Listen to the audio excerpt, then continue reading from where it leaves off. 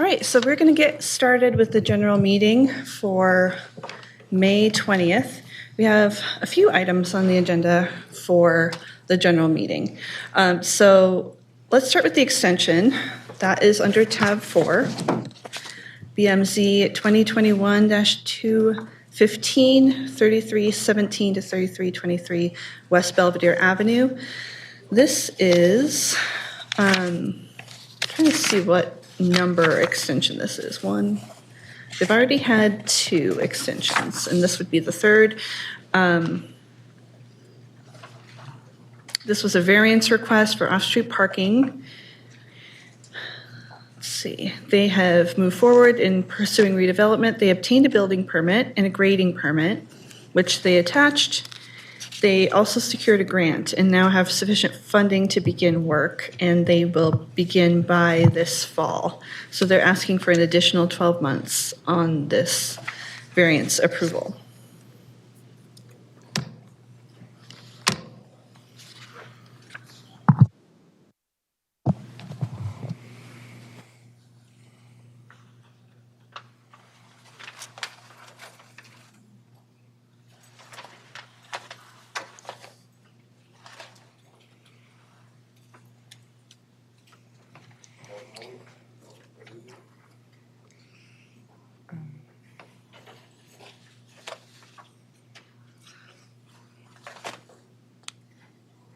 Becky, that's the only reason for the extension is the off-street parking variance? Or that's the only? Yes, so it only required 1 variance, an off-street parking variance for 49 parking spaces. That was the original appeal. Okay.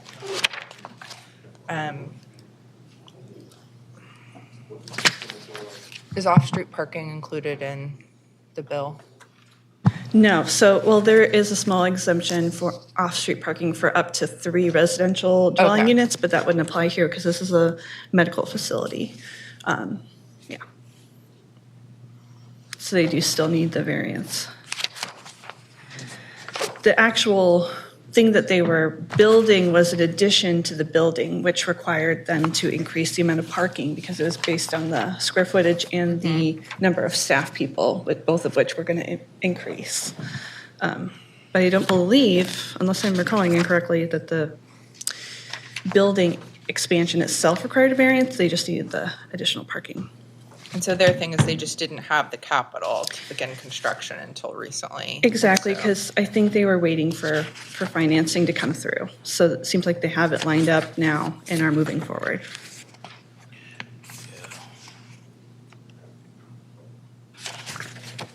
Given the circumstances that have been explained, I would agree to 12 months. Given that it's the third extension, I'd be inclined to say 6 months, but even under their timeline, they have somebody to begin the construction, but even then, it's not till the fall they're anticipating. So I would want to hinder them from getting moving on that. So I'm a yes for this.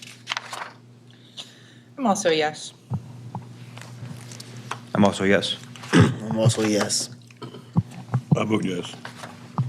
All right, so 5 yeses, and I might mention to Drew that this might be the last extension that the board would like to see for this one.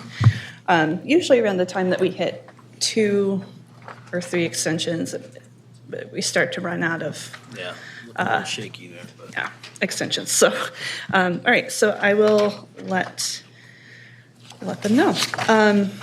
And just for the board's knowledge too, the bill that just was signed by the mayor on May 1st does expand the amount of time for an appellant to move forward from 1 year to 2 years. So that has revived a couple of cases where they missed the 1 year deadline, but they're within the 2 years. So that has been an interesting transition.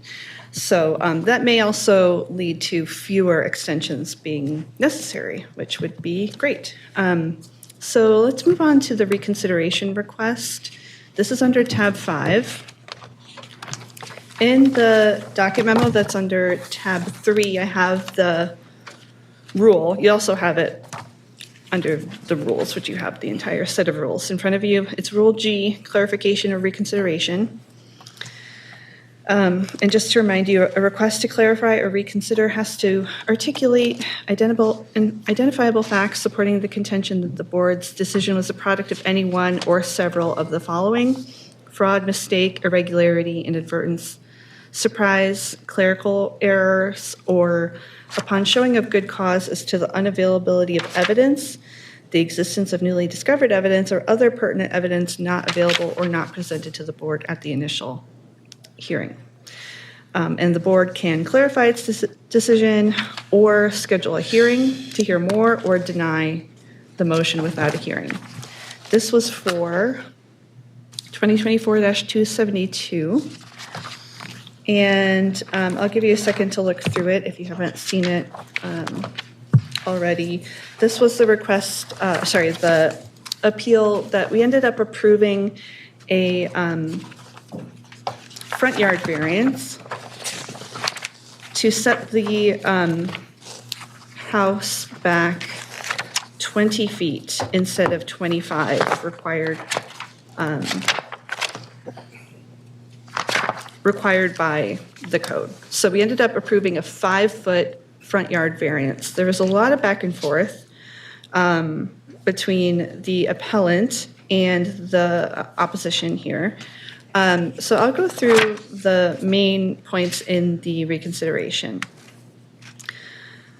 Let's see.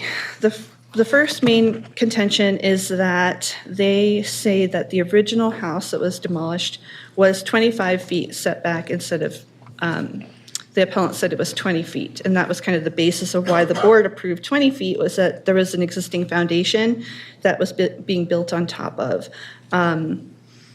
I will note that this factual conflict between the opposition and the appellant was noted in the resolution.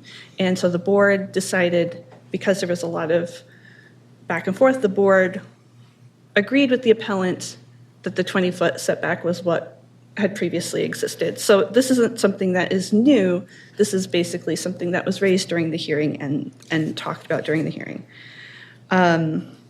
The second paragraph says the neighbors do not enjoy the front yard setback. The structure is not aesthetic to the neighborhood. So they took issue with one sentence in the board's resolution that says the requested 20-foot setback was consistent with the original setback of the demolished structure, ensuring that the new dwelling fit within the established aesthetic of the block. So they didn't like that sentence, basically. And then the third contention in the resolution, the request for reconsideration refers to the height of the building. If the board remembers, we ended up, the appellant was making the argument that they did not need a maximum height variance because they had a different style of roof, a pitched roof instead of a flat roof. And so they made their own calculations and said that it comes in under the maximum height, so we're not seeking a height variance. The board decided to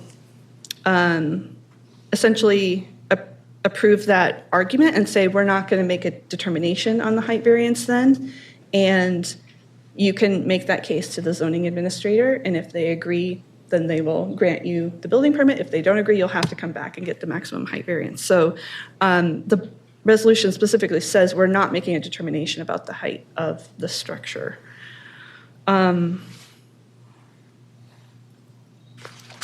So those are the main arguments that are within the reconsideration request. So I'll give you a second to look through it. I also gave you a copy of the resolution that was issued.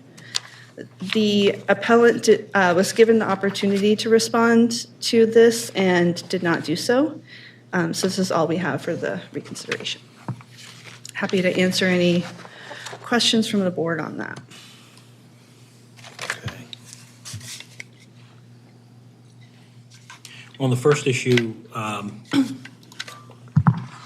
gathering from the synopsis you gave, that's really seeking a do-over. Again, we did recognize the dispute between the parties as to the setback. Come on. And so I think I have that right. It's presented basically as we disagree with your conclusion. Third issue Similarly, we resolve that issue by telling the appellant, we'll accept your argument. If we're wrong, then you'll have to deal with it and come back again. So that's a do-over. Say again the second point that you're, Sure. The second, so this is at the bottom of this email that I have in tab 5. okay, It says, another item to reconsider is that the neighbors clearly do not enjoy the narrow front setback as evidenced in the strong neighborhood support. I think she means opposition and letters of testimony. The structure is not aesthetic to the neighborhood. To that statement, we would like clarification on the board's definition of aesthetic, where the resolution states on page 5, the requested 20-foot setback was consistent with the original setback of the demolished structure, ensuring that the new dwelling fit within the established aesthetic of the block. Please clarify. So I'm not sure that that is a legal conclusion that the board has drawn. I think it was just, well, I'll let you decide how to respond to that.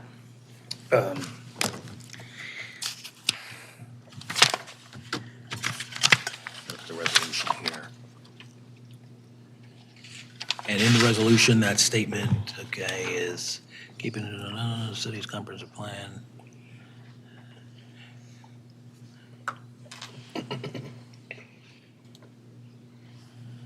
Variance but not.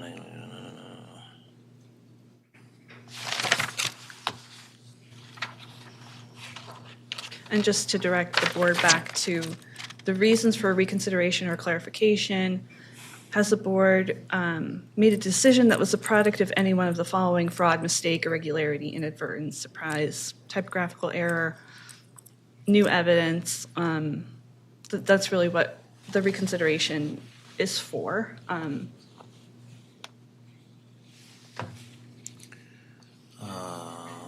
Size, structure, proximity.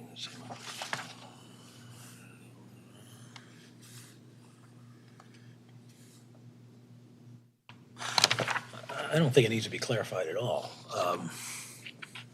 They may have preferred different language, but that's preference.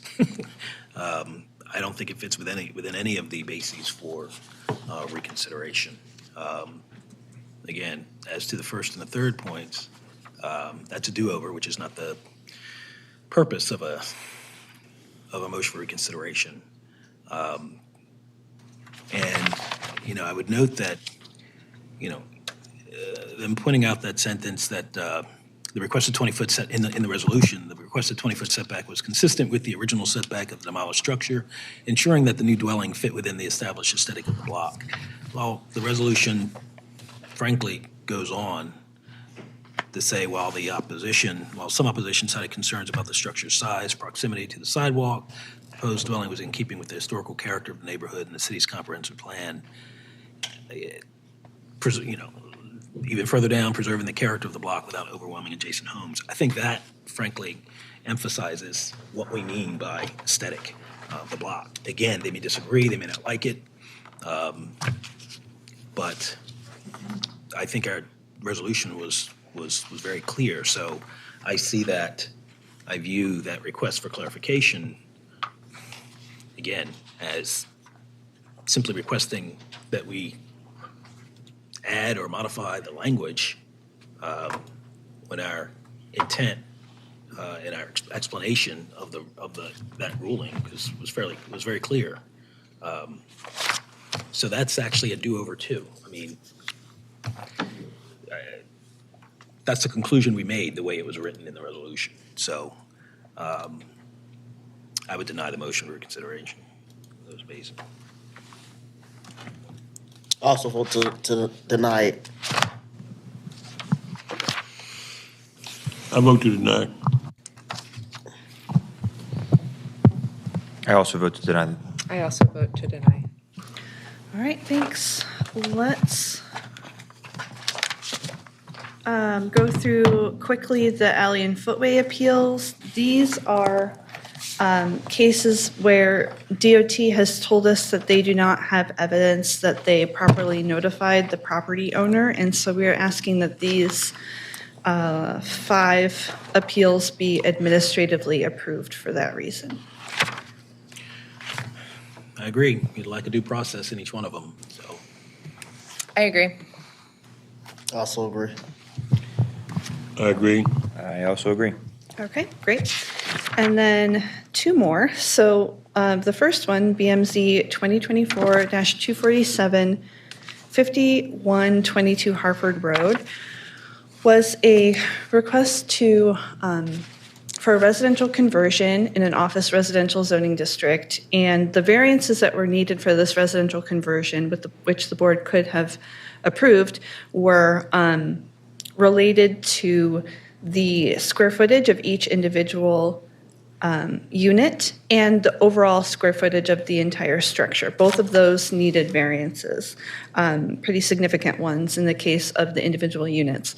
The reason that this is on the general meeting agenda for today is that the bill that we keep referring to, City Council Bill 25-006, removed those requirements for residential conversion. So the overall gross floor area requirement was removed, as well as the individual units sizes was removed by that bill. The bill goes into effect on May 31st. And because this applicant was having a difficult time proving uniqueness that would then lead to the variances, we offered her a postponement under that bill. Like I said, she won't need any variances at all. This will be by right. Obviously, we would still write a resolution to this effect so that everyone in the rest of city government who may or may not be aware of this bill, like zoning administration, who seemed to be hearing about it for the first time when I told them about it yesterday, so that they know what has happened and why we are making the decision that we're making. So I would recommend to the board that we issue a resolution granting this request for a residential conversion under the reasoning that the variances are no longer needed. I agree. Yeah, I agree. I agree. I agree as well. Makes sense to me. I agree. All righty. And then the last one, which may require a little bit longer, is deliberation on 2025-006, 4022 Edmondson Avenue. This was a case, I printed out the original file, but I think it should also be in the PDFs that I gave you for under general meeting. Thank you. This was heard, what does the date say on that? This was heard last month, and the board decided, because of the bill that we keep talking about, to postpone deliberations until we saw whether or not that bill would be adopted and signed by the mayor. In this case, we were talking about a church that was in a former row home. It's a corner row home. They were requesting a variance to build a rear addition to create like a kind of garage type storage structure in the rear to hold things that they need to for their community outreach. And it required quite a few variances, which you have in the staff report in the file that I've given you. There was certainly some opposition to the request as well. You also have the plans in there to refresh your memory. I sent the link to the hearing yesterday, although you may not have had time to review that. But like I said, it was just last month. So the board wanted to wait to deliberate to see if that bill would be passed because the existing structure is non-conforming. So under the current code, as of today, a non-conforming structure cannot be expanded at all. The bill would allow non-conforming structures to be expanded by variance. So obviously this resolution, if the board approves it, would not go into effect until after that bill goes into effect May 31st. So yeah, I will stop talking for right now. The variances are listed here in the staff report. I can go over them quickly. Maximum lot coverage, minimum interior side yard, minimum corner side yard, and minimum rear yard.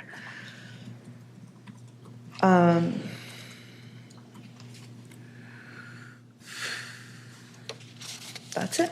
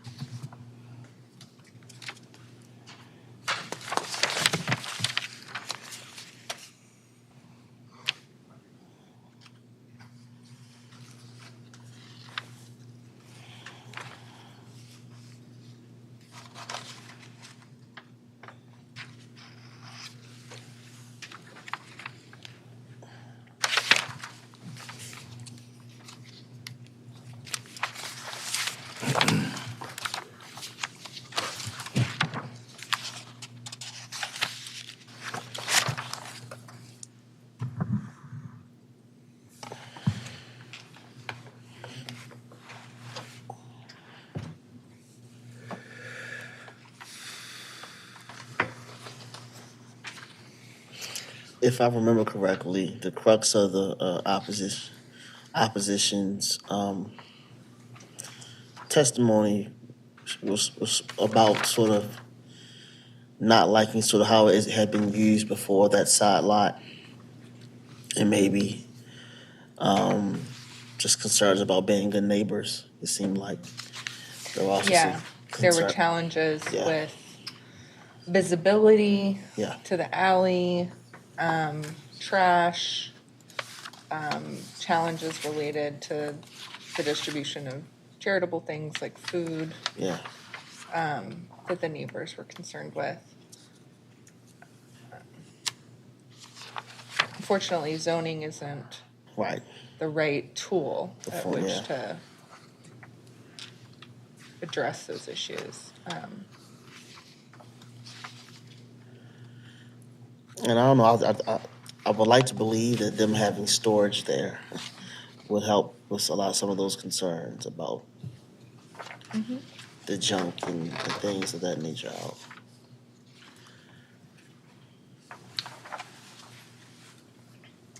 I mean, that and the fact that, the existing structure's already non-conforming is a big concern, right? Yeah. So just approving this, that doesn't seem like it has any valid reasons why, and in violation of the current code. So you can't approve an addition or Yeah. modification or variance that's already non-conforming, Right. right?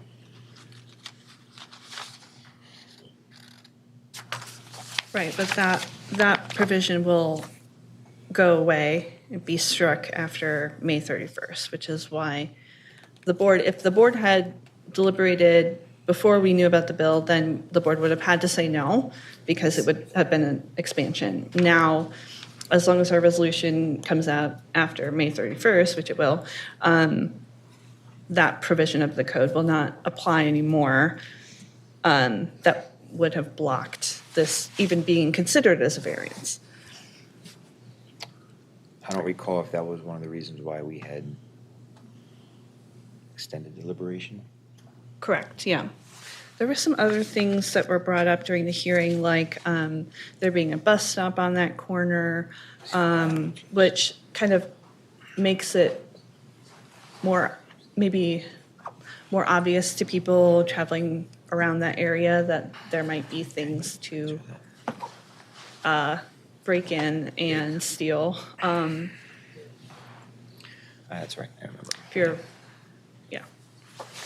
Yeah, I mean, in terms of uniqueness, we can take into account the surrounding area. I mean, You it can. wasn't pointed out in the opposition testimony that this wasn't the only property with a bus stop across the street, but the evidence before us didn't demonstrate that. It demonstrated that this was in a unique position to have to respond to that greater traffic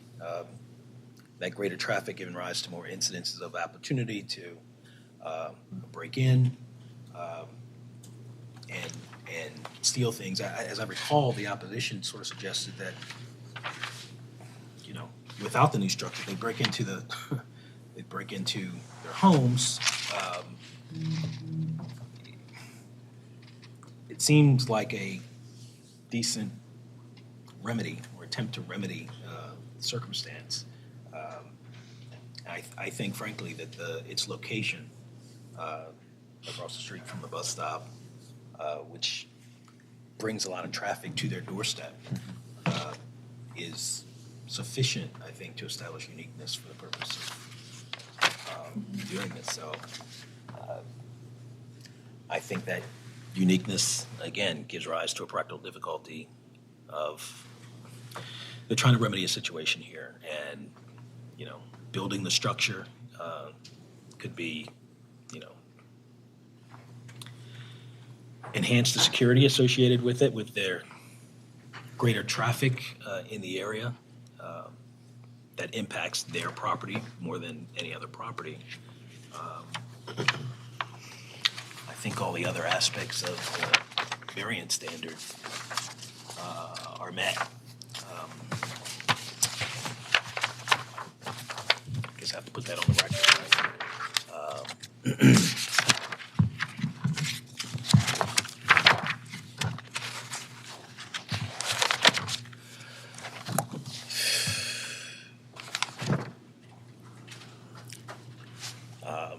So again, building a structure, there's a practical difficulty in complying with the code. I think the practical difficulty is occasioned by the code as opposed to anything the applicants have done or didn't do. The purpose of these variances are not based exclusively on a desire to increase the value or income potential of the property.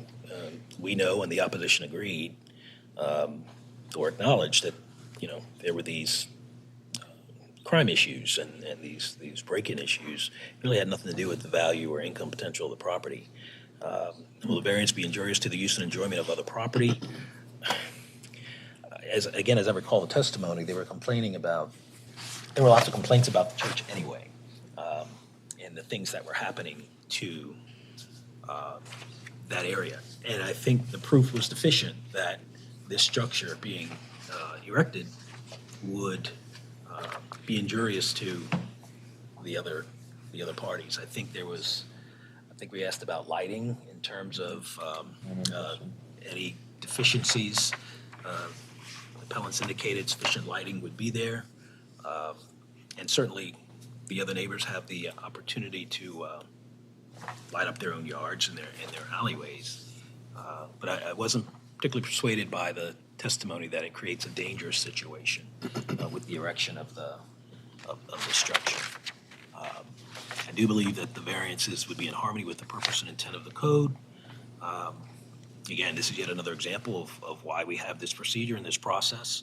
And as to whether the variances otherwise would be detrimental to or endanger the public health, safety, or welfare, for the reasons I just stated, I don't think that would be the case. They are trying to,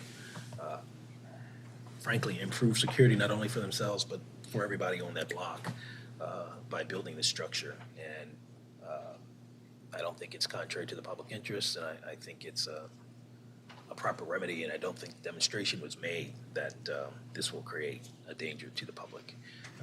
So I'm a yes for the variance for those reasons. I'm also a yes. The reason stated, I'm a yes. I'm going to be yes. I'm a yes. All right. Thank you. We can go on to the zoning appeals docket now. Just for the board's knowledge, I think my recommendation is to go through in order. There is a request from Mr. Predel, the Canterbury Road case, BMZ APL 25-029, to go first because he is a witness who has a tight time frame, and so he's asked to go first. That's up to the chair. And also, I just wanted to make an announcement that if you're here for 2025-017, 5107 Old Hamilton Avenue, that case will be heard on June 3rd. I think there was a mix-up, and And they thought they were on the schedule for today, but they were not. So they will be heard on June 3rd. So let me say quickly my little script before we get into the hearings. Good afternoon. Welcome to the 1 p.m. docket. My name is Becky Witt. I'm the Executive Director of the BMCA. We have all 5 board members here today.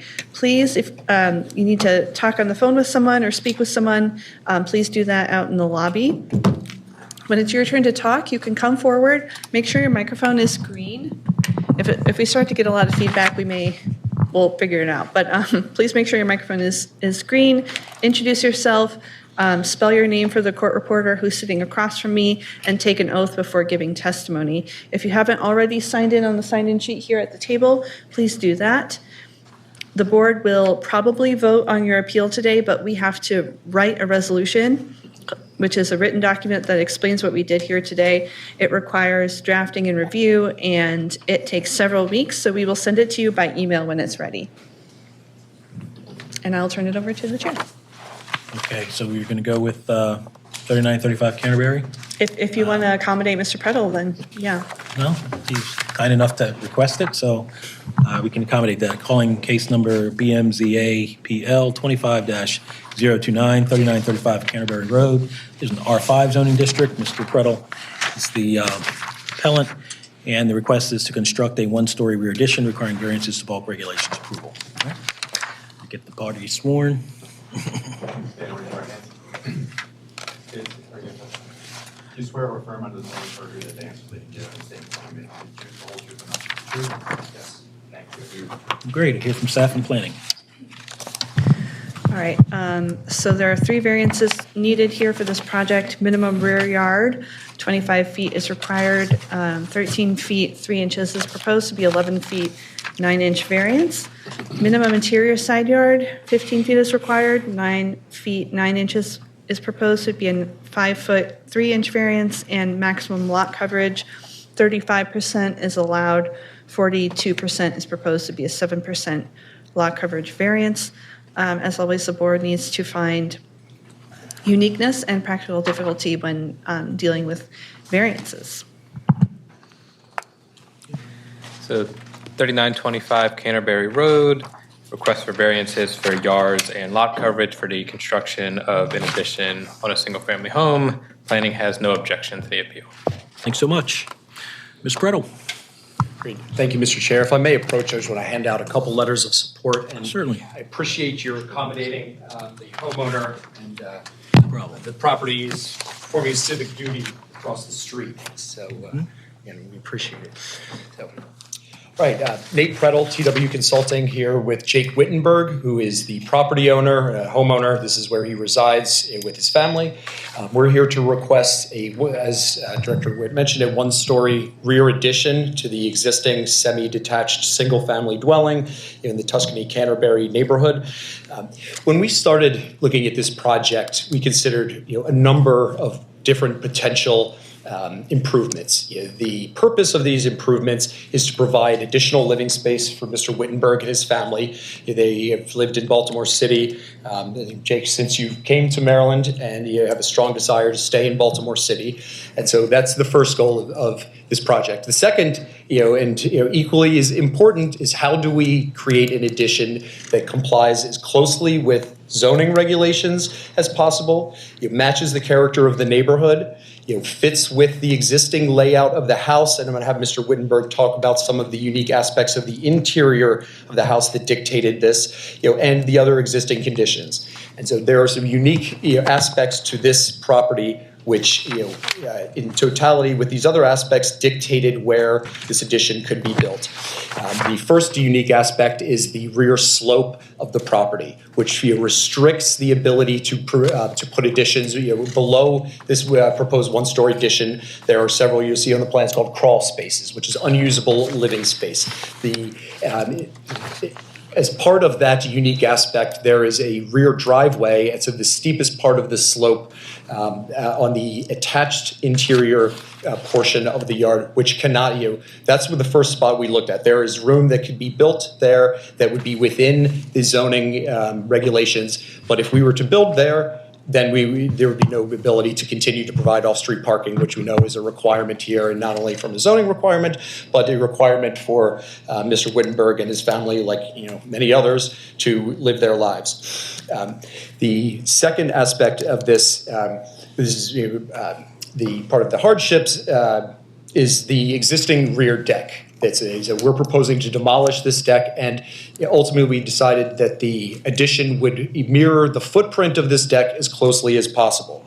So right now we're at a 34% lot coverage that does not include the deck, which is a permitted projection. And so while this would be an increase in lot coverage, the practical impact to surrounding properties, to the neighborhood is minimal, because there's still a structure, almost identical in the same spot that we are. We've minimized the degree of variances where the point where the sort of minimal rear yard being provided under this proposal is 13 feet 3 inches. Well, that's only at about 12 feet of width of this 46-foot wide property. Again, this speaks to the minimal degree of variances here. The other portion of the addition extends to about 20 feet from the rear lot line and another 11 feet. The other half of the property width complies with the zoning requirement of the 25-foot rear yard setback. I should mention that the analysis of the required variances, in my interpretation, we are not requesting an interior side yard setback because this proposed addition does not change. It is right now, it is what it is. We're not changing the interior side yard setback on the non-attached side. On the attached side, it's 0 foot. That's where that's not changing either. So at this point, there are some other unique, but I would like to turn this over to Mr. Wittenberg, because there's some particular aspects of this historic structure. I should mention that, I will add one additional thing, but this is a National Register Historic District. Going back to the other proposed options here, one we looked at building up. We're at 27 feet total, of the top of the pitched roof right now. So why don't we add, a third floor for two reasons? One, the characteristics, and I'm going to, my memo that I handed out in compliance with master plans, it was very timely. Mr. Chair, you mentioned in the debate there is preserving the characteristics of historic neighborhoods, and so that was an important component to this as well. And so then the other aspect of that, I'm going to turn over to Mr. Wittenberg. You can talk a little bit about the interior and how that led to the proposal. If you can state spell your name. Yeah, absolutely. Thank you, Nate. My name is Jacob Wittenberg, Wittenberg.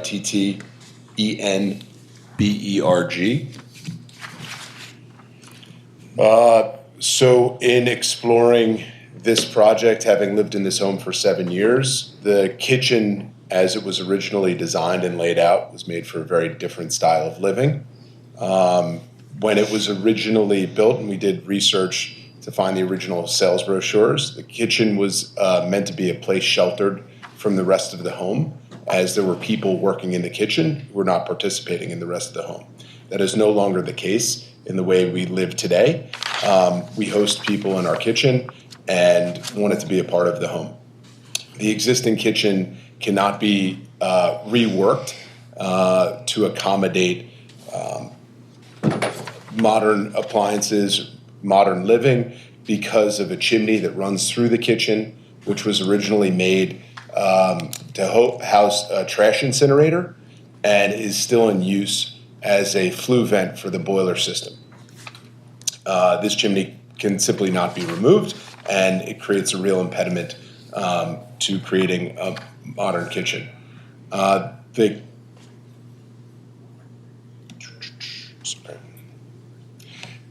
Additionally, we explored expanding the kitchen inward to compromise the dining room space. This is impossible would be extraordinarily difficult because there is existing wiring and plumbing that runs through the wall, which separates the kitchen from the remainder from the dining room.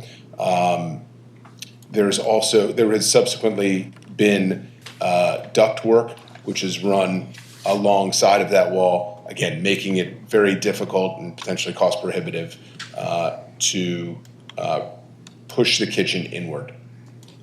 Finally, we've explored with our neighbors other solutions that people have employed over the 100 years that the university homes have been standing to try and stand on the shoulders of giants, and found that the majority of people who reworked their kitchen, built some sort of addition structure. Great. Thank you, Jake. And so I'm going to sort of conclude and summarize some of this stuff, and happy to provide additional information or answer any questions. But what this boils down to is that this was really a balance.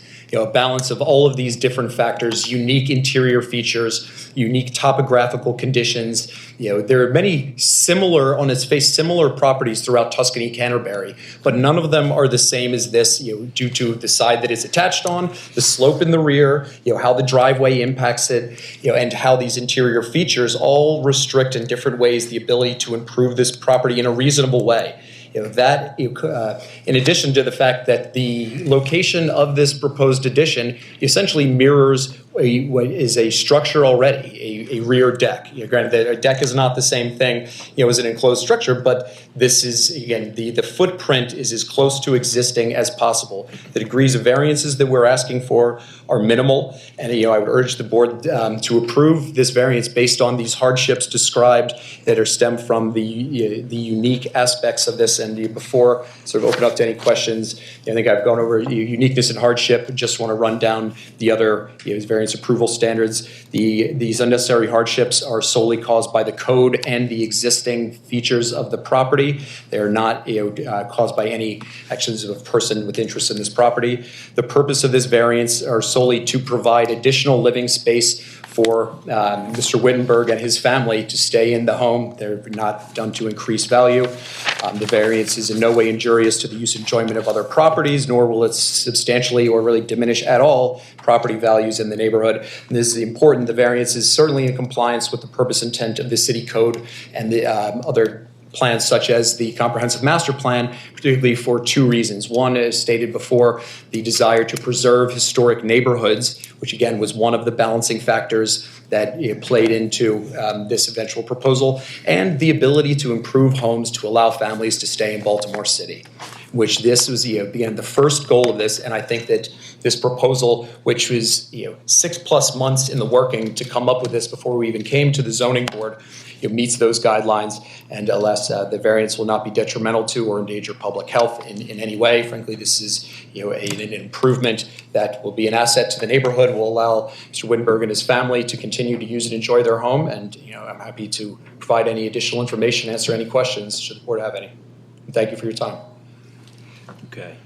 I do have a question with regard to the interior structure. Ms. Wittenberg, you testified about the configuration of the kitchen, and as I understood and took some notes, there's a chimney that it's situated in the kitchen. Yes. Is that correct?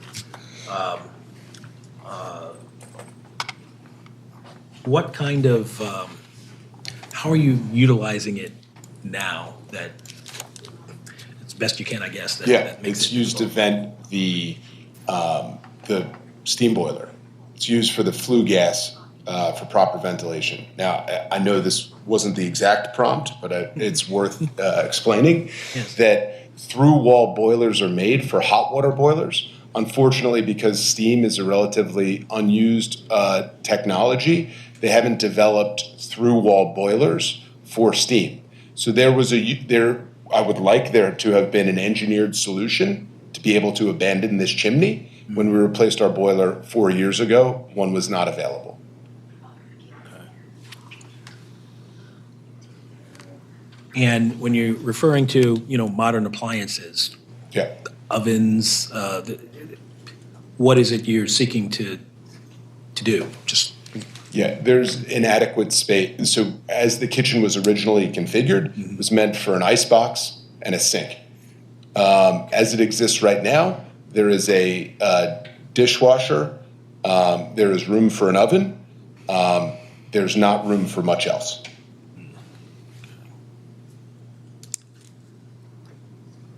And a refrigerator. I'm sorry. And a refrigerator.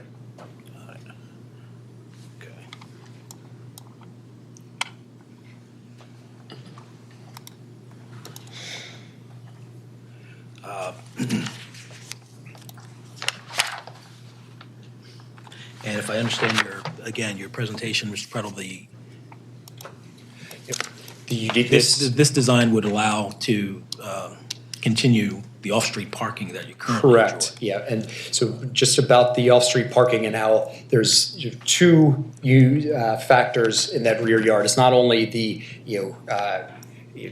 desire and requirement to retain the off-street parking, which is used, and, any addition that would be placed, and largely what could be done by right on that portion of the site, which is really the only place where you can have something by right, would prevent that off-street, it would go away because of that. And the slope that's done is steeper. The slope that exists at this location is steeper than the rest of the slopes, along this block.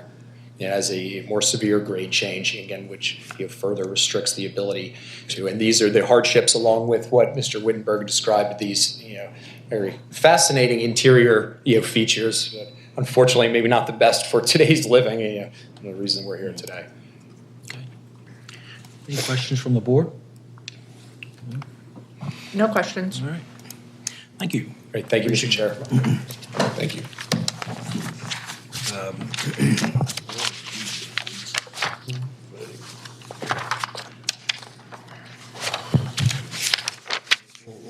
So with regard to case number BMZA PL 25-029, 3935 Canterbury Road, request to construct a one-story rear addition requiring variances to the bulk regulations, including maximum lot coverage, minimum interior side yard setback, and the minimum rear yard setback. In light of the record in front of us, I do believe the property is unique, which is the first hurdle, of course, to cross for variances. Presentation described a rear yard slope which is fairly severe in grade. That would be, I guess, a more natural place for the improvement, but that would take away off-street parking, which needs to be maintained in this location. I'm also, persuaded of the uniqueness by virtue of the description of the interior of the kitchen. I can't go through all the technical aspects of it, but I'll refer to the record and the witness, Mr. Wittenberg's testimony, that in 2025, that's not how people regularly use kitchens, and to require them to maintain the relatively primitive use of the kitchen, I think is not something that the code would expect or require of residents in Baltimore City. So, and I agree with the conclusions reached by Mr. Prettle that the uniqueness creates hardships and practical difficulties as were described, and those are caused by the code and not by any action or inaction of the applicant or anybody else with interest in the property. Purpose of the variance is to improve the the structure and internal structure with modern times, not to so that the homeowner can stay there and raise their family there, and not to increase the value of the property or income potential of the property. That's not an issue based on the evidence before us. No evidence that the variances would be injurious to the use and enjoyment of other property, or that it would substantially diminish or impair property values in the neighborhood. And we do have support for that from neighbors on either side who, certainly consenting to and in support of this construction project. I believe the variances are in harmony with the purpose and intent of the code, and also the comprehensive master plan by allowing families to remain living in Baltimore City neighborhoods. We've had lots of times where we've been precluded, frankly, from assisting residents in modifying their properties to allow them to stay here, but this is one way that we can be consistent with that comprehensive master plan. The variances, I don't believe, would be detrimental to or endanger the public health, safety, or welfare, and I believe that they will not in any way be contrary to the public interest. no evidence in the record to support those detriments. So I'm a yes for the application. I'm a yes also. I'm a yes. I'm also a yes. And I'm a yes. Thank you. Could you guys pass down anything that Mr. Prettle handed to you, please? Thanks.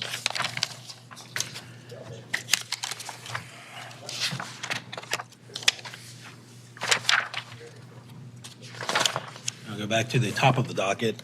Calling case number BMZ 2023-117, 4255 Park Heights Avenue. This is an R6 zoning district. Emmanuel Ade Bachelet. I'm here. Okay, great. This is a request to use the premises as an office requiring conditional use approval. Is that correct? Yes, it is. Very well. Let's get the gentleman sworn. Do you swear or affirm under the penalty of perjury that the answers that you give in the statements that you make will be the truth, the whole truth, and nothing but the truth? I do. Thank you. I'll hear from staff and planning.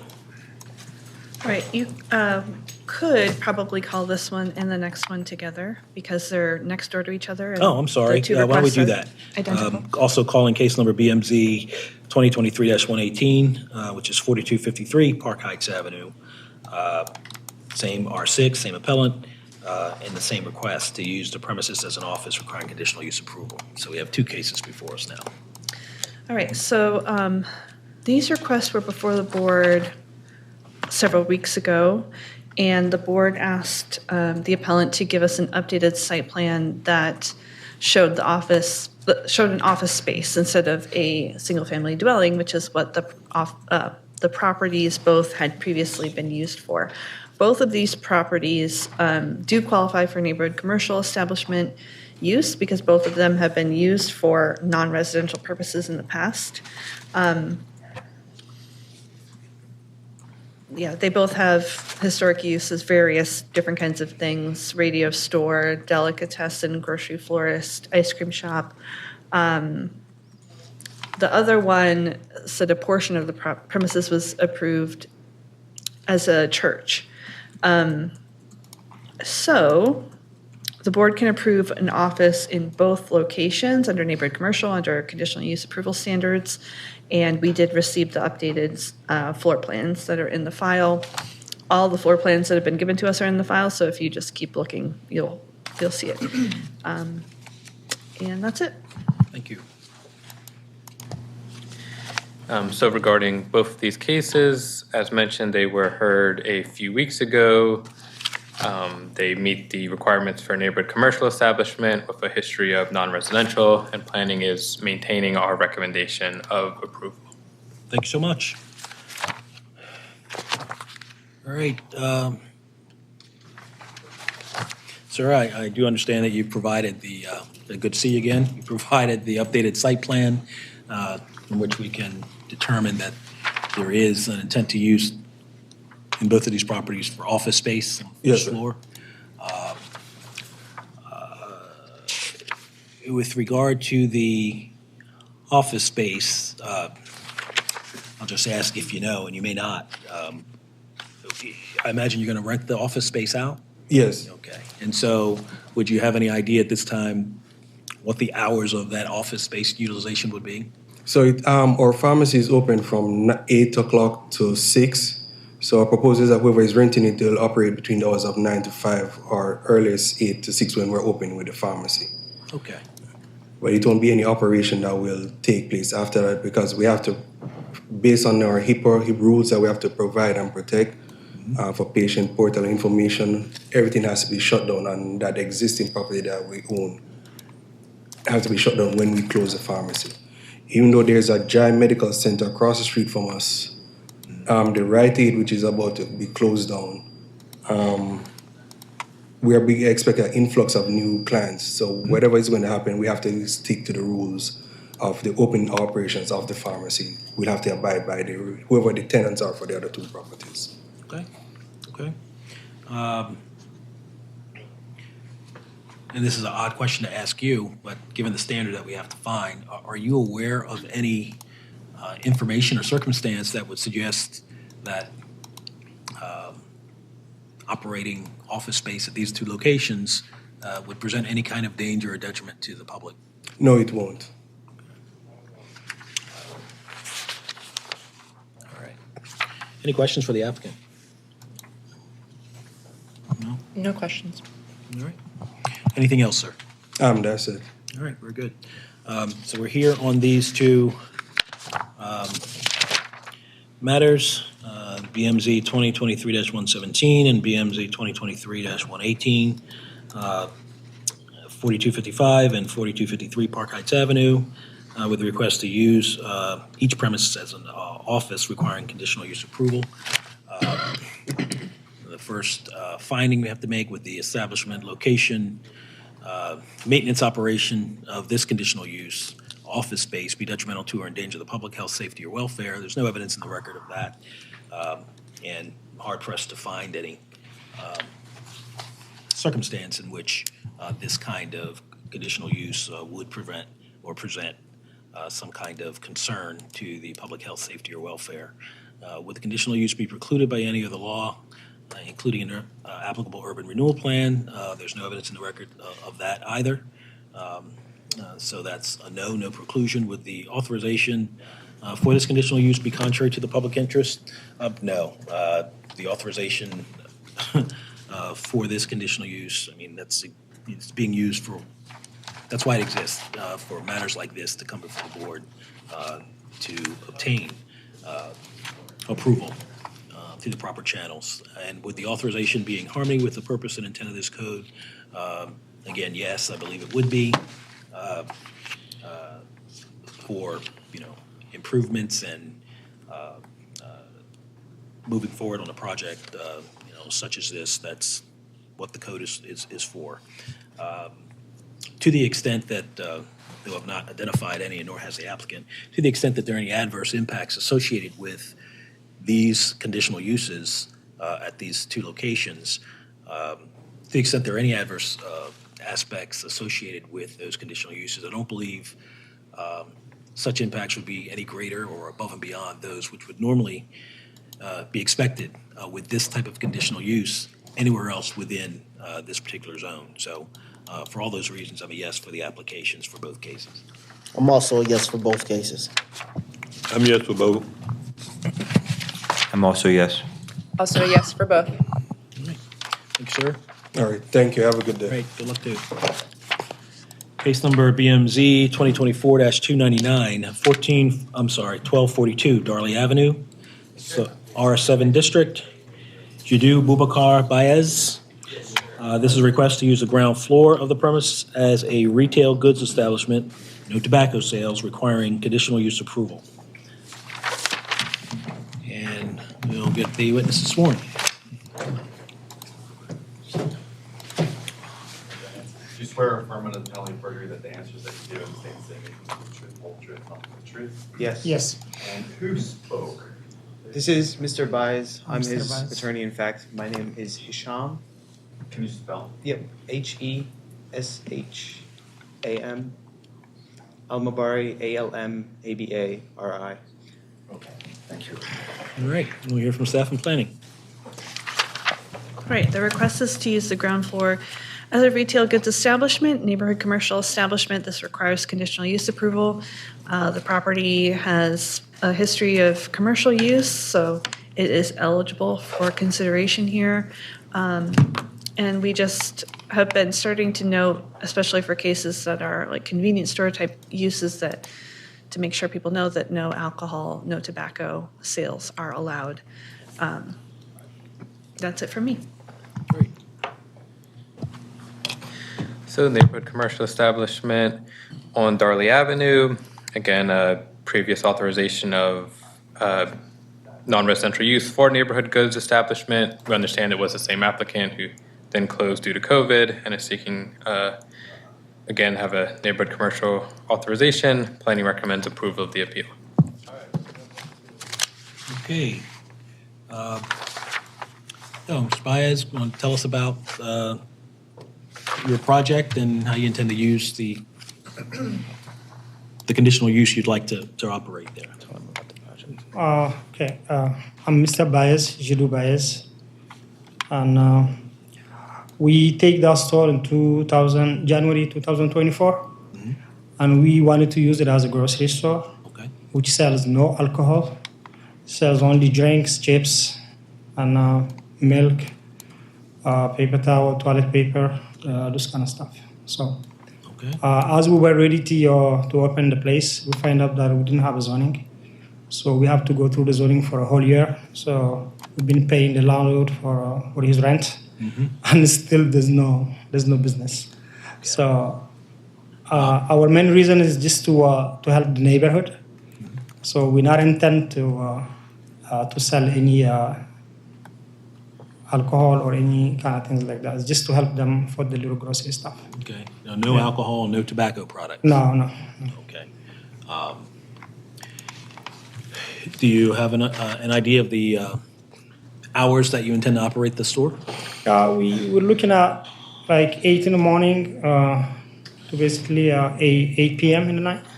Okay. 8 to 8. Also, can you tell us about the existing or what you will provide in terms of lighting and security for the store? We have cameras in the store. Inside and outside? Yes, correct.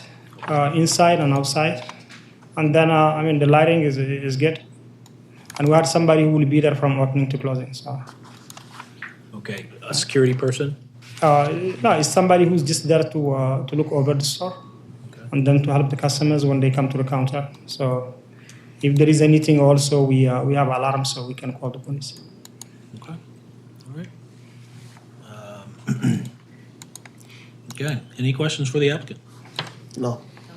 No questions. All right. So anything else, sir? This is what we went like last Wednesday. I went around the neighborhood just to see, what they think about it. So we got a lot of people that give us their name and their signatures, and they said that they really need something like that over there. Okay. So when we were leaving, we didn't get a chance to print it, but we have pictures of everybody's signatures and their names and their addresses if you want to see it. Yeah, so folks are looking forward to this option that you're going to present with. Yes, the correct. grocery store. Like on the rain, we got 23 people signing, so that means that they like it, and they said they really want to have something like that there, that it will really help them because the groceries that are closed are a little bit further down for them, and this one is like a little bit more closer. Very well. All right. Thank you so much. You're very welcome. Thank you. Okay. So with regard to case number BMZ 2024-299, 1242 Darley Avenue, request is to use the ground floor as retail goods establishment, a grocery store requiring conditional use approval. So on the record before us, I don't see any evidence that the establishment, location, maintenance, or operation of conditional use, this conditional use being a grocery store, would be detrimental to or endanger the public health, safety, or welfare. There's been no suggestion by any other outside information that that would be the case. Also, the applicant has advised that they will have sufficient lighting, security cameras inside and out, which certainly enhances the safety aspect for the benefit of the public. This conditional use is not precluded by any other law. The authorization for this conditional use is not contrary to the public interest, actually to the benefit of the public.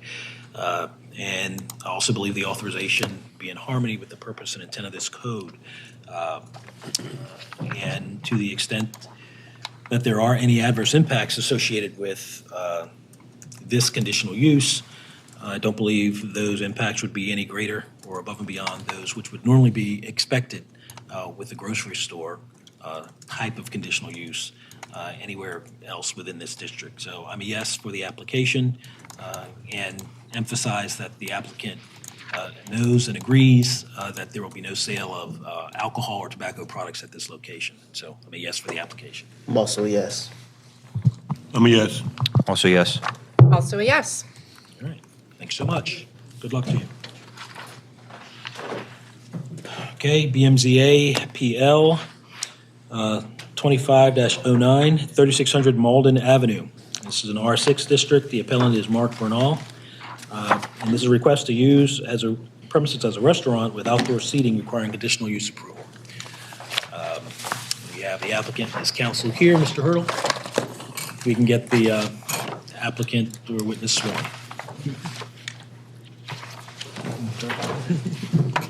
you swear or affirm that the following version of the answer to the given statements that you make will be the truth, the whole truth, truth? Yes. I hear from staff and planning.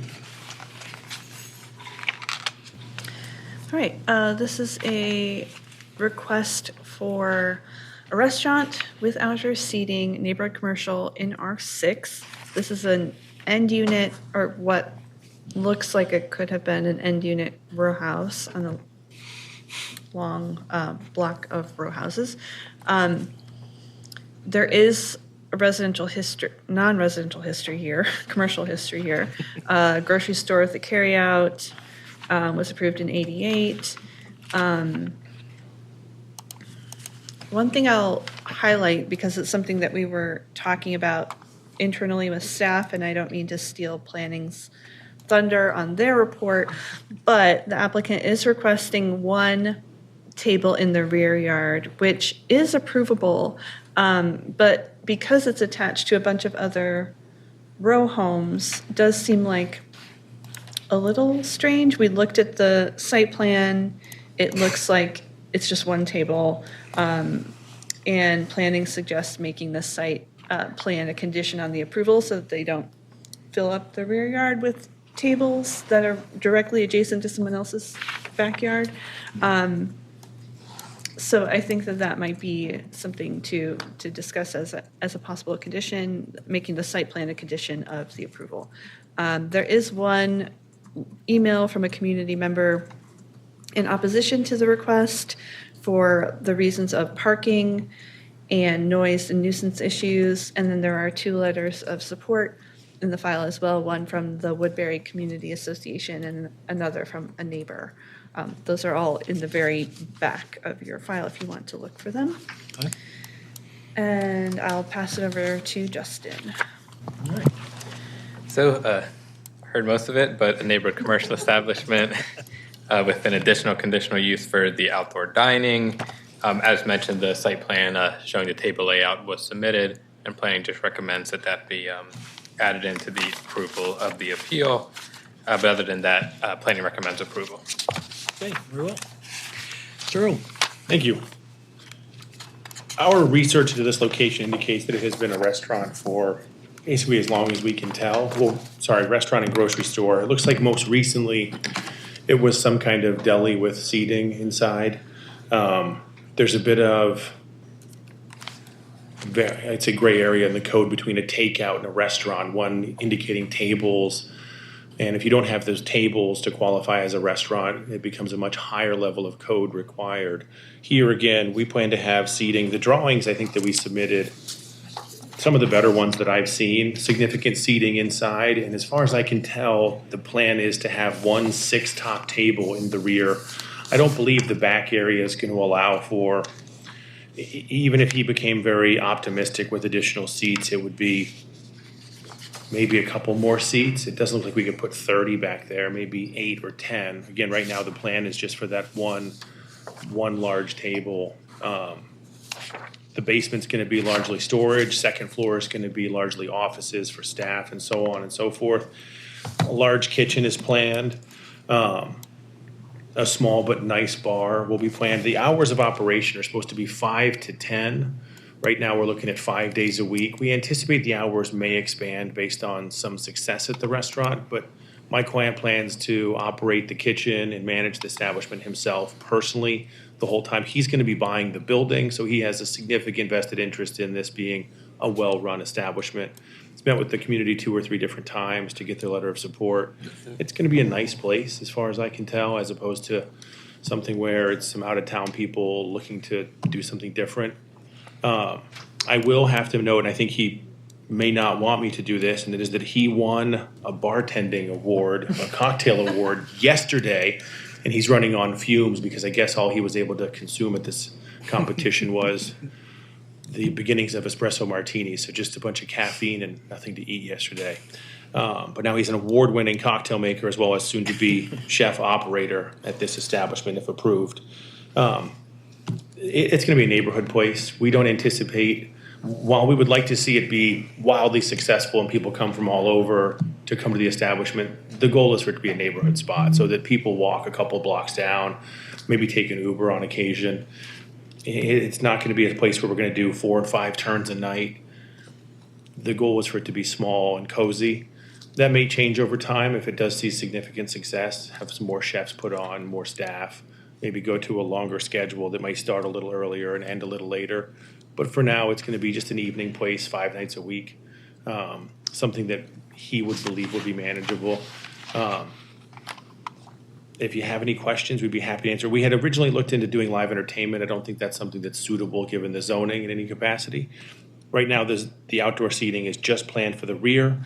If at some point we decide to look into the front, we would talk to whoever we need to investigate that. But I just don't think that's in the cards, given the sidewalk width and everything. Okay. So you mentioned earlier that the plans, of course, the site plan provided as 1 table to 6 top.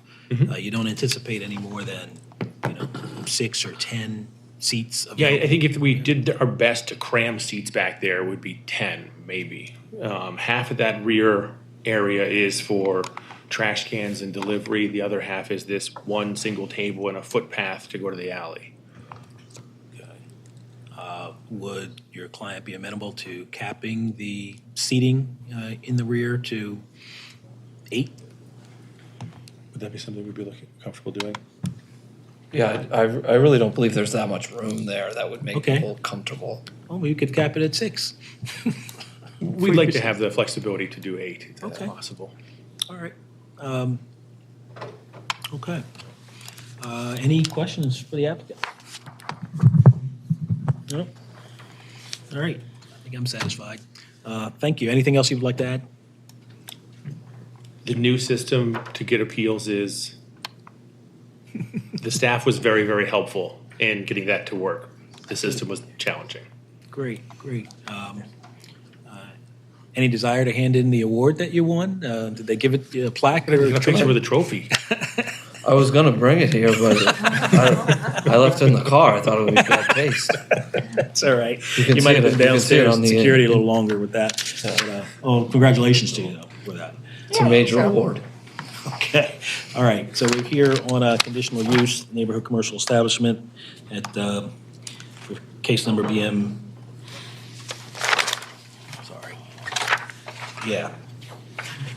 BMZA PL 2509, 3600 Malden Avenue. Used as a restaurant with outdoor seating requiring conditional use approval. Again, no evidence in the record that the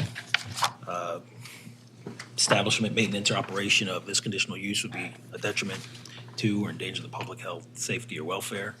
Looks like it's something that the neighborhood and surrounding areas could enjoy and would enjoy, giving another option for dining out and just having good fellowship with folks. This conditional use is not precluded by any other law. The authorization for the conditional use is not contrary to the public interest. And I believe the authorization for this conditional use would be in harmony with the purpose and intent of the code. To the extent there are any adverse impacts associated with this conditional use, a restaurant with outdoor dining, I don't think those adverse impacts would be any greater than or above and beyond those which one would normally anticipate would exist with this kind of conditional use. The applicant has agreed that the outdoor seating in the rear would be limited to. Did the councilman want to speak? Oh, okay. Well, I'll give him that. Let me just say this, and then we'll have an opportunity for councilman to come and speak, to open up the record again, and have that. I'll just finish the thought. I don't see anywhere in the record where the adverse impacts, if any, associated with this conditional use would be any greater than what one would normally expect with a restaurant with limited outdoor dining if it was placed anywhere else within the zone. And I'll reserve my final word. We have a guest who wishes to testify. council person, I'll just open up the record again, and you can certainly feel free, Mr. Hurdle, to have any further input if you'd like. Come on up, council. Are we gonna get the councilman sworn? Do you swear or affirm under the penalty of perjury that the answers that you make of the statements that you make will be the truth, the whole truth, and nothing but the truth? Yes. Can you state this, please? Councilman James Torrance of the 7th Council District. Last name is Torrence. And turn your microphone on. Right. It's, just press the button. there you go. Yeah. Councilman James Torrance of the 7th Council District. Last name is Torrence, just in case you guys don't spell it wrong again. I'm just here in support. My staff sat in on the meetings with community members. It was overwhelming support. This was a former deli that operated at the location. In addition to that, this is a part of what Woodbury community wanted. It was local retail and options to walk to and from. So just here in support because this is the right way to have conversations with your neighbors. And it is based off of Mark's intent and his persistence and love for the community to provide this. So I'm happy to stand here and support on behalf of neighbors in Woodbury as well. Thank you so much. Any further response or? No cross-examination at this time, no. Thank you. Got it. Okay, well, based on what I've already stated in the record, and in addition to the councilman's additional support and the record of overwhelming support of the community in the district, I'm a yes for this conditional use, again, with the condition that the outdoor seating be limited to up to 8-person seating. So I'm a yes. I'm also a yes. With the restrictions, I'm also a yes. Also a yes. And I have to recuse myself on this one. All right, so that was a vote of 4 in favor with the condition. All the people voting in favor also agreed to the condition, and 1 person recused. Okay. Very well. Thank you. Thank you so much. All right. Thank you. Good luck.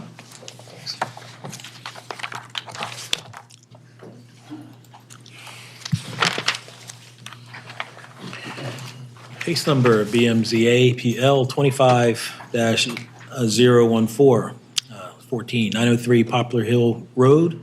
This is an R1B district. Marianne Mears is the appellant, and is a request to install an 8-foot fence requiring variances to bulk regulations approval. All right. All right, we get the witness sworn. Do you swear or affirm under the penalty of perjury that the answers that you give in statements that you make will be the truth, the whole truth, and nothing but the truth? I do. Very well. Let's hear from staff and planning. All right, planning is not going to take a position on this appeal, and the variances needed are rear yard setback and interior side yard setback, because a fence would be a permitted encroachment up to 6 feet, but because it's proposed at 8 feet, it's no longer a permitted encroachment, and therefore this setbacks apply. Rear yard and interior side yard. We are in an R1 zoning district, so the setback requirements are significant here, 40 feet for rear and 20 feet for side, interior side. And that is it from me. Good afternoon. Is it my turn? It is, ma'am. Tell us about I the just project. wanted to say my husband, Bob Embry, was here earlier, but he had to get back to Abel. So we moved into our house in 1985. There were a few deer, but it wasn't really a serious problem, and they didn't seem to eat as many different varieties of plants as they do now. And the population of the deer has just been increasing exponentially, and I know we're not the only neighborhood that's going on, because there's no deer control at all, and there's no apex predators to reduce them. We do have an existing 5-foot-high chain link fence between us and Roland Park North, and that is not a barrier at all. In fact, in some places, because of the hill, the berm on their side, it's not even a 5-foot fence. And so the damage they've done, this past winter, they were stripping hollies. which I've never seen them eat holly leaves before. They strip our azaleas. Some of the azaleas haven't really survived. And now it's not just one or two, it might be a herd of 6 or 8 in the yard at one time. And we're not unique in the sense that the entire neighborhood is affected by this. And in fact, some neighbors actually have deer fences that were put up and perhaps before zoning code was changed. And not only do the deer sort of strip things off, they also rub their antlers against saplings and young trees, and they destroyed half of the Leland cypresses I planted along the fence between us and Roland Park North, and so trying to have some kind of screening planning. On a historic note, our house was built in 1880, and so it's one of the oldest, if not the oldest, property there. And previous owners, particularly the people who owned it back in the 20s, did an amazing job on landscaping and planting beautiful, beautiful trees of great variety. And so we enjoy, wonderful 100-year-old trees, and as well as, since we moved in, I've been working very diligently to make the gardens as beautiful as I can. And so extensive landscaping work. I'm also a sculptor, and you may know my work. I have a big piece on Pratt Street. And so over the years, and particularly recently, I've been creating a sculpture garden using my work and coordinating the plantings and the sculpture. So it's people in the neighborhood really love it and enjoy walking by. And in fact, our community association did a fundraiser as a garden tour of the sculpture garden. So for all of those reasons, I really feel that it's, and you have support letters from a few neighbors. I could have gotten 50 letters or 100 letters, but I didn't feel that was necessary. But people really do consider it an asset in the neighborhood. And then a very practical problem is Lyme disease, and I've had it twice, and the most recent time was last year. And so, that is a problem. And neighbors have had it as well. Mrs. Riggs, who's my next door neighbor, has had it. And so I was very lucky because this last time I didn't get a fever, I just got the bullseye. But we know the more deer there are, the more exposure to Lyme's disease. And so, in conclusion, we just want to enjoy our quality of life and not do all of this, create something quite wonderful and then have the deer decimate it. Question, you mentioned you have some unique and very old trees in your yard. Are they impacted by this deer? They're not impacted by the deer, but the azaleas, and some of the azaleas are quite old too, and rhododendron are impacted, yes. The 6, you mentioned you have what's the size of the fence you have that you're seeking to replace? The fence is actually owned by Roland Park North, and it's a 5-foot chain link fence. It's very old. And that's no deterrent at all. And from my research and also talking to people in the city that have deer fences, 8 feet is the minimum to keep the deer out. You mentioned the slope on one side of the fence that makes that 5-foot fence even shorter, less useful than it otherwise would be. Can you talk about the slope of the property and how that might contribute to your need for a taller fence? Well, that's one area, and it's because there was a berm built up against the chain link fence when Roland Park North was developed and before we moved in. And so the dirt was actually pushed right up against the fence. So does it suggest that because your 5-foot fence is not, or that 5-foot fence is not really 5 feet, it's lower, I guess, result in a greater influx of deer into your area and your property? Because it's easier for them to get in? Yes, well, they also come up through the back of the property where we're adjacent to the August house. So we're not even enclosing the entire property. I mean, I wish I could, but that's prohibitively expensive. But we're just enclosing part of the yard so that at least, and I do hope that by extending part of the barrier even to the area that's not totally enclosed, that'll slow them down. You know, it's going to be a certain amount of trial and error, but this morning the scientific pro people came and sprayed, and it doesn't do any good. And it's a problem. You know, it's a problem throughout a lot of areas of the city. We're close to the county line, so we pay city taxes and we get county deer.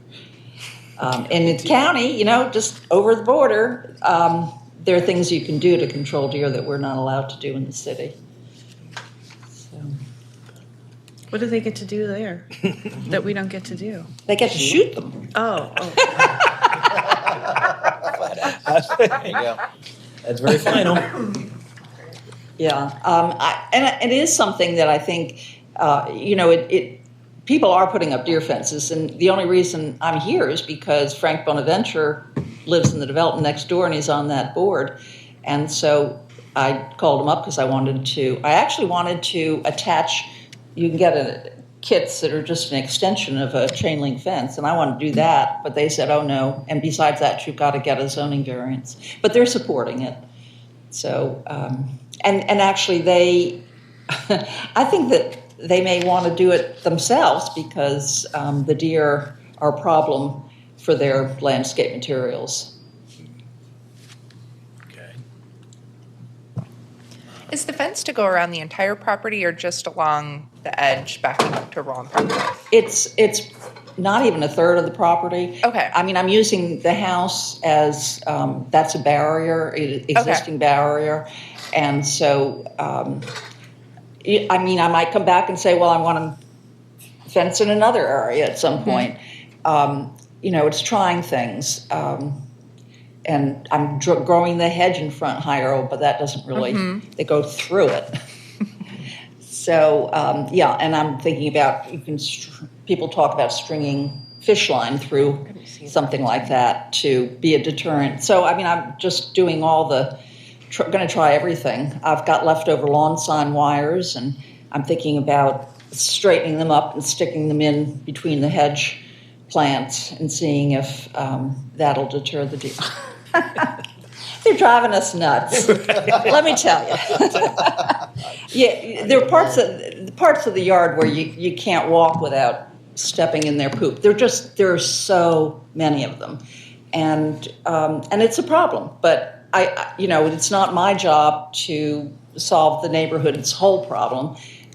It's my job to try to make my yard beautiful so that we get to enjoy it for the remaining years we have. Well, okay. Any questions for the applicant? Okay. Anything else, ma'am? Yeah, I think that's it. Other than And it's sheer also, I exhaustion. just did want to say thank you to Becky for being patient with me. But I did finally figure out pretty well how to get through the technology. So We're thankful for Ms. Witt, too. So we're here on BMZA PL 25-014, 903 Poplar Hill Road. The request is to install an 8-foot fence requiring variances to bulk regulations approval. And so, first issue, of course, is the uniqueness of the property. There was testimony of a difference in grade of the fence that is situated in the area. It's not quite 5 feet, but on this particular property, it's certainly lower in instances, and that stands to reason that the determined deer population, it's a lot easier to go over something lower than it is to have the effort to go over the higher fences. And I'm not particularly concerned that there are other areas in the city that have significant deer problems, deer population problems. I don't think it has it everywhere. I don't. I mean, I have deer in my front yard sometimes. They're around. They're very prevalent. But in some areas, it's a lot worse than others, I guess. So this is the testimony we have in the record before us. Deer itself, I think, having deer is not a particularly unique situation in the city. But volume, I think, may be, if you don't have I guess, a sufficient barrier. Does anyone want to talk about that? I don't know. Well, I think it's the type of fence for me. It's not a 8-foot privacy fence. It's the deer fence that does not create a complete visual barrier to the property. So you still will maintain, I think, a sort of, I can only think of like silly words, but pastoral nature of Poplar Hill Road. And so I think in that way, it doesn't, to me, it makes it a little like a easier yes than it would be if it was like a privacy fence. I'll echo that also. I mean, the fence that looks like the applicant selected is very transparent in nature. So with having so many trees and bushes around the property existingly currently, it'll probably disappear itself in many ways. So I think that's a good solution to the challenge and issue. Okay. I have made some statements about uniqueness of the property. I think I'm satisfied by that uniqueness. Is there any? I am too, yeah. All right. Okay, well, we'll go forward. Are the conditions on which this application is based unique for the property which the variance is sought? What I just explained to me, based on the evidence in the record that I see, is that although others may experience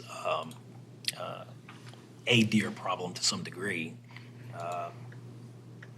frankly, we haven't anybody in here telling us that it's as bad as it is at this location on Poplar Hill Road, which is accompanied also by an easier access and egress for the deer at this location. And I'll accept that as the property being unique, sufficient for a variance. And that presents a practical difficulty because the code doesn't normally allow a higher fence.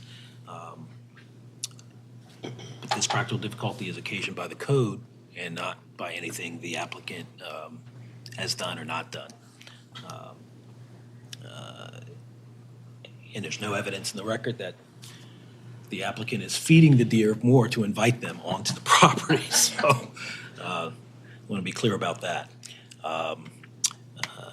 This practical difficulty, well, yeah, I said that. The purpose of the variance is not, based on the record, based exclusively on a desire to increase the value or income potential of the property. Not exclusively, frankly, not at all, based on the testimony. It's to preserve, the curtilage and not have it damaged by this huge influx of the deer population. Will the variance be injurious to the use and enjoyment of other property? I don't believe there's any basis in the record for that. My colleagues have noted the kind of fence that the applicant intends to use, which would lend itself to blending in more with the pastoral nature of the area. And there's no evidence of it diminishing or impairing property values in the neighborhood. I believe the variance is in harmony with the purpose and intent of the code, and I don't believe that the variance would otherwise be detrimental to or endanger public health, safety, or welfare, or be in any way contrary to the public interest. So I'm a yes for the application. I'm also a yes. I vote yes. Yes. I'm a yes, and then just wanted to add to the record, the applicant mentioning the risk of Lyme disease. Sure. Yes. I think that that's something that's a little different and unique about the safety that she has to think about on her property. Okay. I'm a yes, if that wasn't, if I didn't get to that part. Okay, very good. Very well. 5 yeses. Thank you very Congratulations. much. Good luck. Thank you. Take that shotgun, Andy. Case number BMZ APL 25-18, 1619 Jackson Street. It's an R8 zoning district. Julie Tice. The request is to construct a first floor rear deck requiring variances to bulk regulations. All right, welcome. Let's get the witness sworn, please. Do you swear or affirm under the penalty of perjury that the answers that you give and statements that you make will be the truth, the whole truth, and nothing but the truth? I do. Hear from staff and planning. All right, 2 variances are needed here for a first floor rear deck. Minimum rear yard setback 20 feet is required, 0 is proposed. The deck would go back to the rear lot line, so a 20-foot variance is needed. And lot coverage, 80% is allowed, 100% is proposed to be a 20% lot coverage variance. Planning does not have a report on this case. Chair, I just want to remind you that I have to recuse myself from this case. Okay. Very well. Tell us about your project, ma'am. Sure. So my name is Julie Tice. Last name is spelled Tice. I am the architect and appellant on behalf of the Loves, Michael and Tina Love, who have owned this property since 2012. They are currently raising 2 small children in their home and are interested in building a first floor rear deck, elevated so that they can continue to use the rear yard as parking on the lower level. The deck proposed is an almost identical match in depth and height at that level to the neighbor at 1617 Jackson, which had an appeal to build their deck in 2022. This particular block has a number of other similar structures on both sides. So this is one of the few properties that actually doesn't have this kind of structure, creating kind of the unique situation that has been created by others. But their primary driver is to be able to allow their children to have a first floor level space where they can come home from school, drop their bags, and go hang out outside in an enclosed space that is not necessarily a parking pad connected to a very busy alley or the front sidewalk. So it's really about allowing them the full use and enjoyment of their property. Okay. Let's see here. If you take away the fact that the other homes in the area have a similar structure that you're seeking to build, what can you tell us about any other uniqueness of this particular property that's different or set apart? That makes it different from the other, Yes. other than the other things that have been done? Yes. Well, here's the issue. The issue is, one, the other properties aren't before us, so we don't know whether or not, to the extent structures were put up prior to zoning regulations that would have precluded them, but don't know the time frame in which they existed.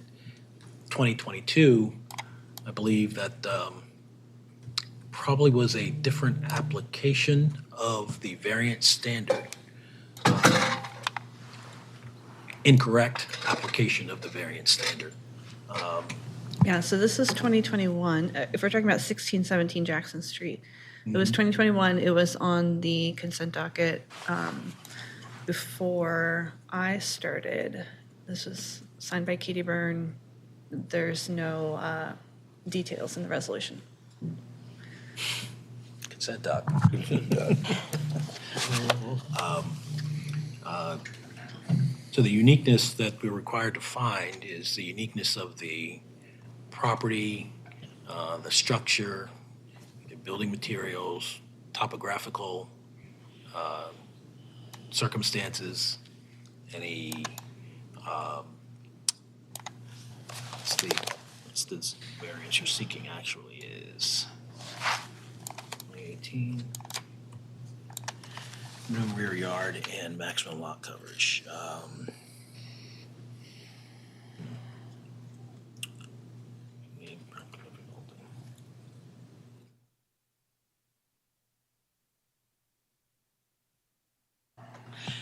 Is there anything about this property that causes the zoning code as it exists to have some unique impact on this property? So it's the challenge is that it's a row home, and so there is kind of by the nature of it some consistency in this block. However, for this block compared to others in R8 districts, this particular block has a front yard setback, and so these are lots that are less than 100 feet deep. They have a front yard setback that therefore pushes the building back into the rear yard more than a typical row house might, reducing it down to 20 feet, which is the required minimum. So any kind of structure, and this is intended to be an open air deck. We're not, while it may technically be an addition by definition of the code, it's not enclosed. It's still an open air structure. It just allows the owners to stack their use in a way that other properties that might be deeper would be able to put them in tandem, where you might be able to have a parking space that is immediately adjacent to the alley and then an outdoor yard space that would be private and secure and safe for small children and pets that they can't really do in this particular property because of the shallowness of the lot.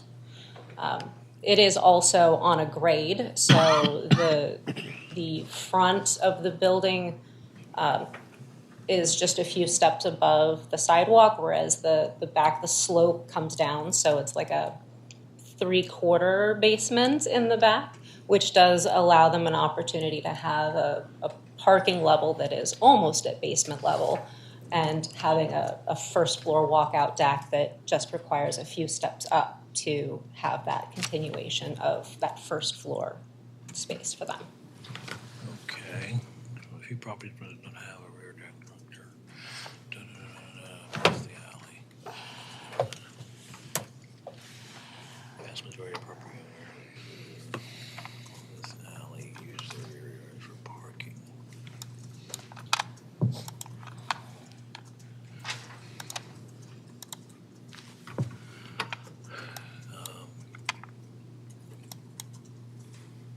And I do understand not wanting to use other neighbors' actions as a deciding factor, but it has created a situation where they now currently do not have access to the same sort of amenities that their neighbors have access to, regardless of what rules they might have been subjected to in the past.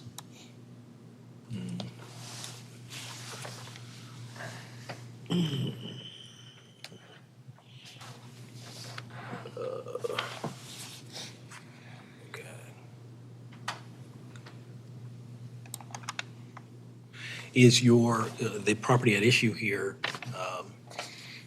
you discussed the shallowness of the lot. Is that consistent along that block with your neighbors or in this part of town, or are they similarly shallow? It's consistent in this particular cluster of two or so blocks. There's an interesting Webster, so there's Riverside Park, and then Covington is the first street next to the park, then Belt Street, Jackson, and Webster, then Boyle create this, that whole little segment. Boyle and Webster come in at an angle, so there is a situation in the next block up, the 1500 block, where the lots are, they narrow, they get tapered.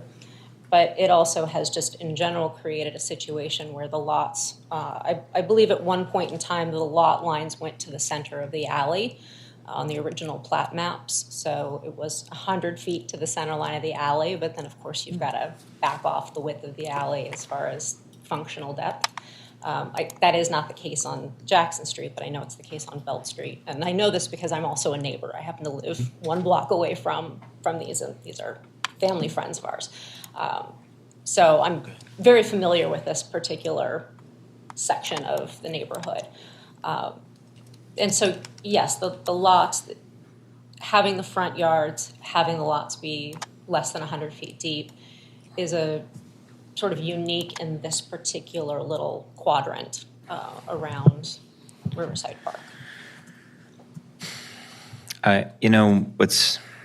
I'm looking at aerials, the odd thing is specifically with this block is that this property looks unique to me because there's been so much irregularities in the rear of this block because people have done additions, as you're saying. It's just like looking at this thing, it's like, well, They're like the last man standing. I mean, yeah, the way to explain it. And I haven't seen anything to this level of extent and scale with as many decks put in the back of these properties. We're talking about this one here. Wow. There's a whole vibrant deck community. So Jackson Street has self-identified themselves as the greatest You guys street must in be America. looking at something so. really, really nice. I'm missing out on my city property. Yeah. It's quite a wonder to behold in the holiday season if you're ever looking for holiday and Halloween lights to visit as well.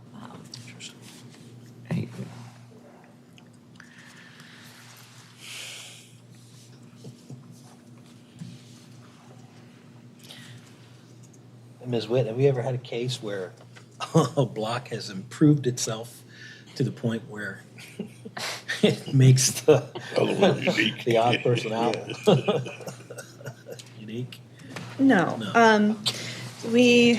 There are some cases that specifically say, I mean, I don't know that they have this exact fact pattern. I know that they don't actually, but there are some cases that say if your neighbor has a nonconforming structure, that doesn't mean you get to have a nonconforming structure. The idea behind nonconformity is that the code doesn't like it and doesn't want to create new ones. And now, that being said, as we say nearly every time we meet, we are not defending the code as it's written. We don't care about setbacks necessarily. That's just what has been given to us to enforce. So I would say I can't think of a time when we have approved a variance because somebody else has it already. It's tough. A small deck. So let me go over the dimensions of the deck, because decks are permitted encroachments into required rear yards, but only to a certain degree, right? I think it's like 8 feet into a required yard is allowed. Typically, Excuse me, I'm looking at.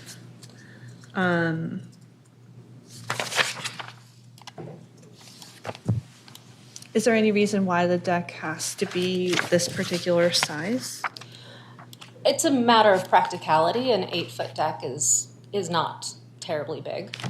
It's, again, they're looking at having outdoor space suitable for having their children, have some outdoor living space. Again, their neighbor immediately next to them has a full depth deck, and we can talk about pulling a little bit off the back, but I think 8 feet is a challenge because it's not even the size of what would be considered a normal sized room for an interior space to be able to have furniture. There are also some other issues with, we do need to have steps up and down, and that is going to take up some of that space as well. Stairs always get you. Right. Is that? I think stairs would be excluded from what we consider as into the rear part. yard. Yeah, I don't think we would include the stairs. Is it an 8-foot depth that applies to this property? Yeah, so under permitted encroachments, I can pull up the table.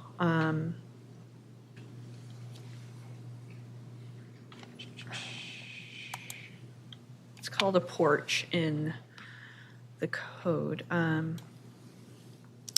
So a porch is allowed no more than 8 feet into a required yard. So if we're going 8 feet into the required rear yard, that would be allowed by right. But this particular deck obviously is much larger than 8 feet.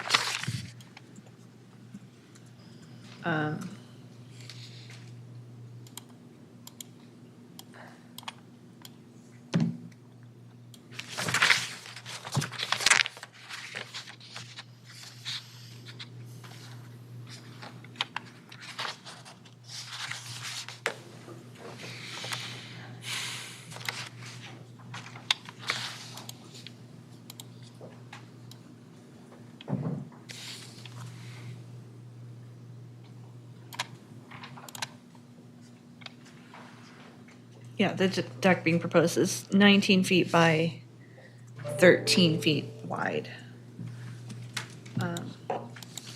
So that doesn't get us anywhere. Gets us about half of the way there.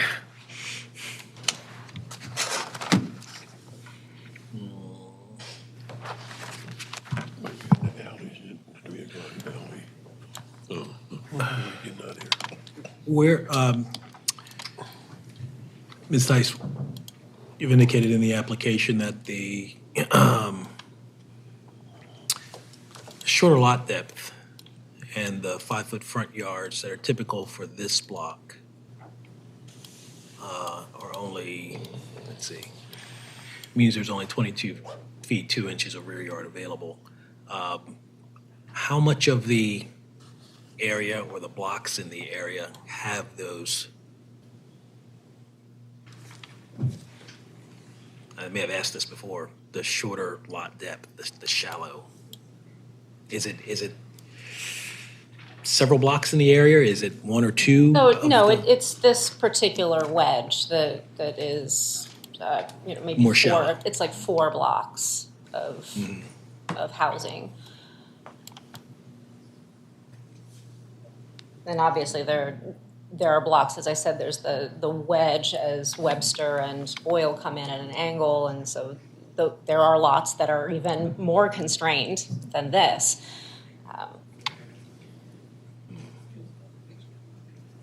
This is, as far as houses that have the front yard setback, it is Belt Street and Jackson Street, though, that are the ones that have the front yard setback. Covington and parts of Webster and Boyle do not have front yards. So there really are only 2 blocks there that are consistent with having front yard setbacks. And it is on a steep incline as well, as it comes up from the direction of Fort McHenry towards Riverside Park.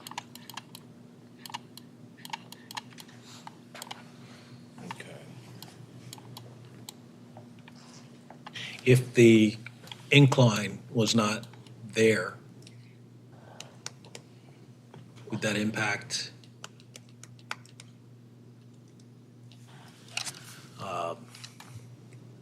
would it get you closer to being within the bulk regulations when you're building the deck? Or? No, I don't know that that gets it. What makes it unique is that it allows an opportunity to have the parking be placed at what is functionally the basement level, and then having the deck be at first floor level, because there is that differential. It's almost like if you imagine a split level.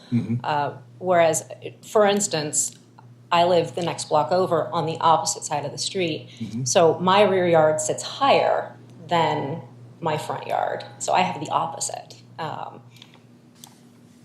And so again, there's a bit of uniqueness, a unique opportunity, if you will, to be able to stack these things that might not be present on the opposite, even the opposite side of the street.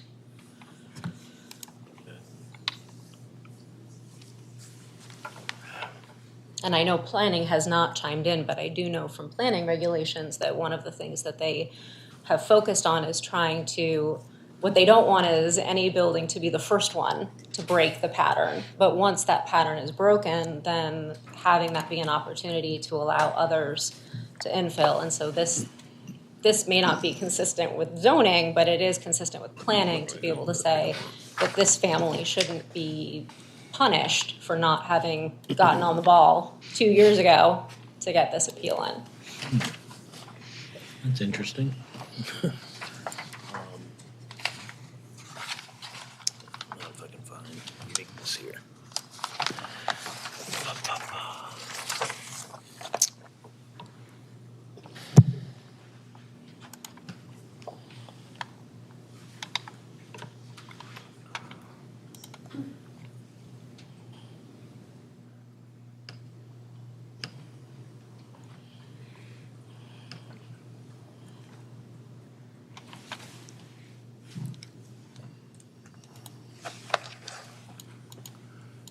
I'm just looking over the application again. The physical surroundings, structure. Is there direct access to the basement from the rear of the property? There is a crawl space hatch. Okay. But there's no steps.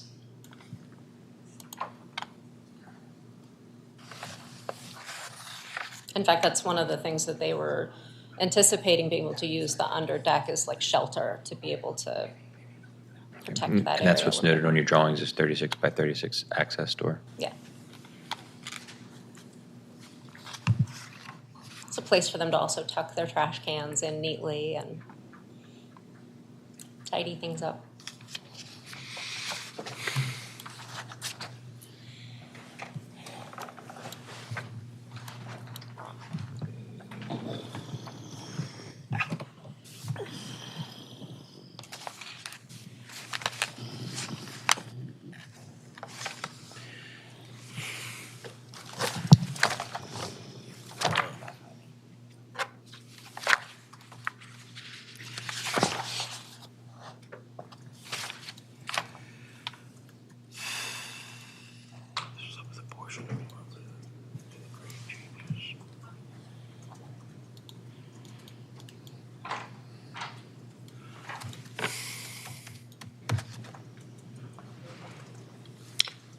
I don't know.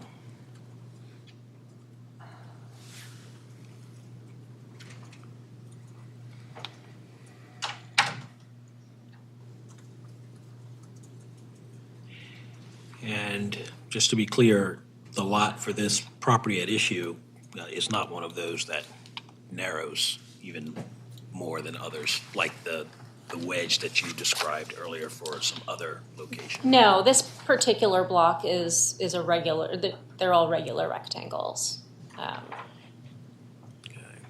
Again, the uniqueness really is just created by the neighbors having assumably within their rights at the time to be able to do these improvements, but it did, it is leaving a gap at the subject property.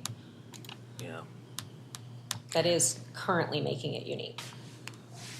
Yeah, I mean, unfortunately, we can't assume that they were within their rights to do it, or frankly, that if they got a variance, that it was legally permissible to give them a variance. An issue exists with prior variances given, frankly, because there was simply no opposition to it, without having to make the showing that they met the legal standard for variance. That practice is no longer in place. As is correct, we should follow the law, and the appellate courts have reminded us that this board has to make those specific findings, regardless of consent or not, by others. So that's why though it's not, the board's burden to find the uniqueness, it's the appellant's. We sort of go the extra mile to try to find the uniqueness of the property, which is why we're continuing to ask you. Of course, and unfortunately, I can't. It is a unique situation. It is a unique situation created by others. It's, it's I can't compete with white-tailed deer and Lyme disease, but, but again, those are circumstances that happened. The lack of apex predators, is what has impacted the deer population. Actions created not necessarily by the homeowner, that has created a situation that puts a burden on them. And, in a similar light, the development of this block by the neighbors, again, presumably abiding by the regulations or what was allowed or allowable at the time that their developments were done, is creating a situation that is suboptimal for the homeowners, and it is impacting their ability to utilize and enjoy their property. And the request is not outside of the norm. It is consistent with what's been done, and I know that plays oftentimes in setback variances and whatnot, is how do you create compatibility and harmony in these developments, and the proposed deck is consistent with other properties immediately adjacent to it and a mere 2 doors down and across the alley. All right. Well,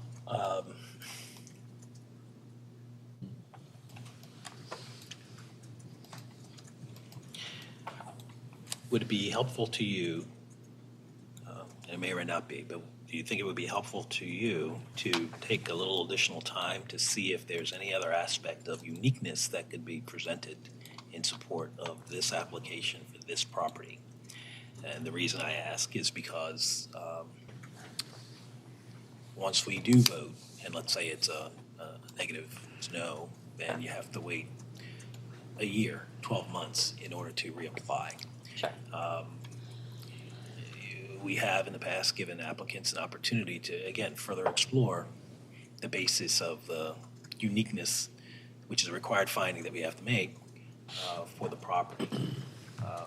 Doesn't cost us anything, but just a little more time to consider, and it gives you an opportunity to explore some features that may not be as obvious on the surface. Don't know what else there may be associated with the property. But I know what the impact is if we rule now. Sure. I have no objection to a postponement. I think that, again, the struggle is understanding. I do understand that you have your marching orders about how these things are supposed to be reviewed. It might be helpful to have an understanding of what can and cannot be considered. But yes, I understand the value of a strategic retreat and have no objection to that. Well, if you'd like one, then I think the board would be amenable to granting you that. And you're ready to come back, you can let Ms. Witt's office know, and we'll hear the final picture and do it that way. Okay. So, postponement, everybody agreed? Great. Thank you so much. Okay.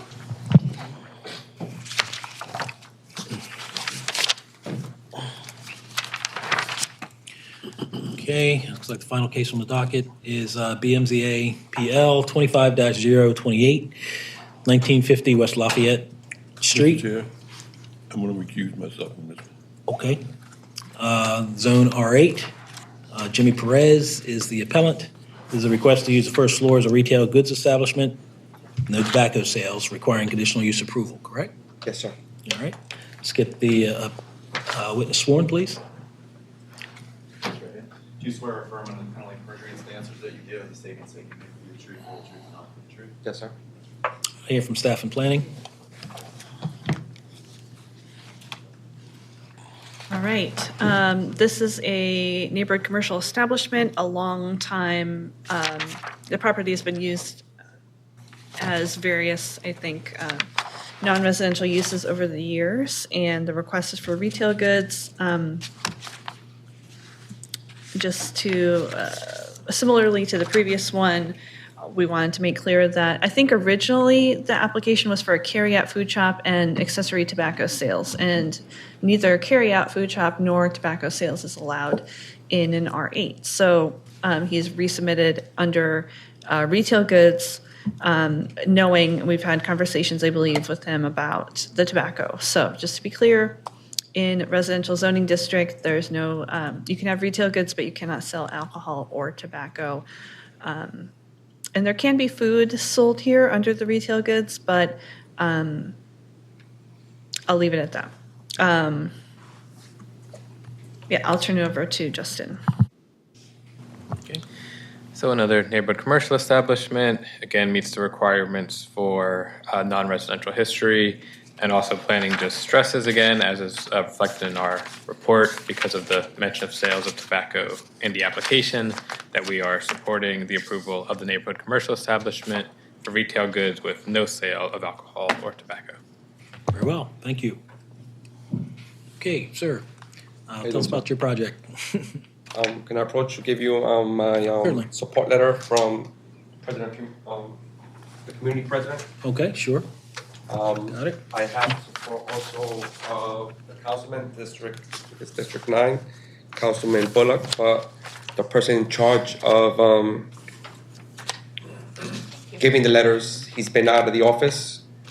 But I do have their support also in opening the business. I've asked the community what would they like to have in this particular location. They said they would love a retail store, grocery, like what people call Papa Mama stores. And if I'm given the opportunity, those are my plans to try to move up in life. And Okay, what are the hours you intend to operate your business? for now, my mind is like 7 a.m. Preparing for kids going to school, where they're gonna have pick up snacks or drinks to take to school, probably to 8 p.m. So Okay. 7 to 8. Okay. Can you describe the lighting in the area and any security that, in terms of security cameras and things like that? Currently, there's no security cameras because didn't invest in anything on that yet because I needed approval to start the establishment. There will be cameras in and outside of the location. There's a lot of lighting in and outside. The area is a community of family that live around the area. All right.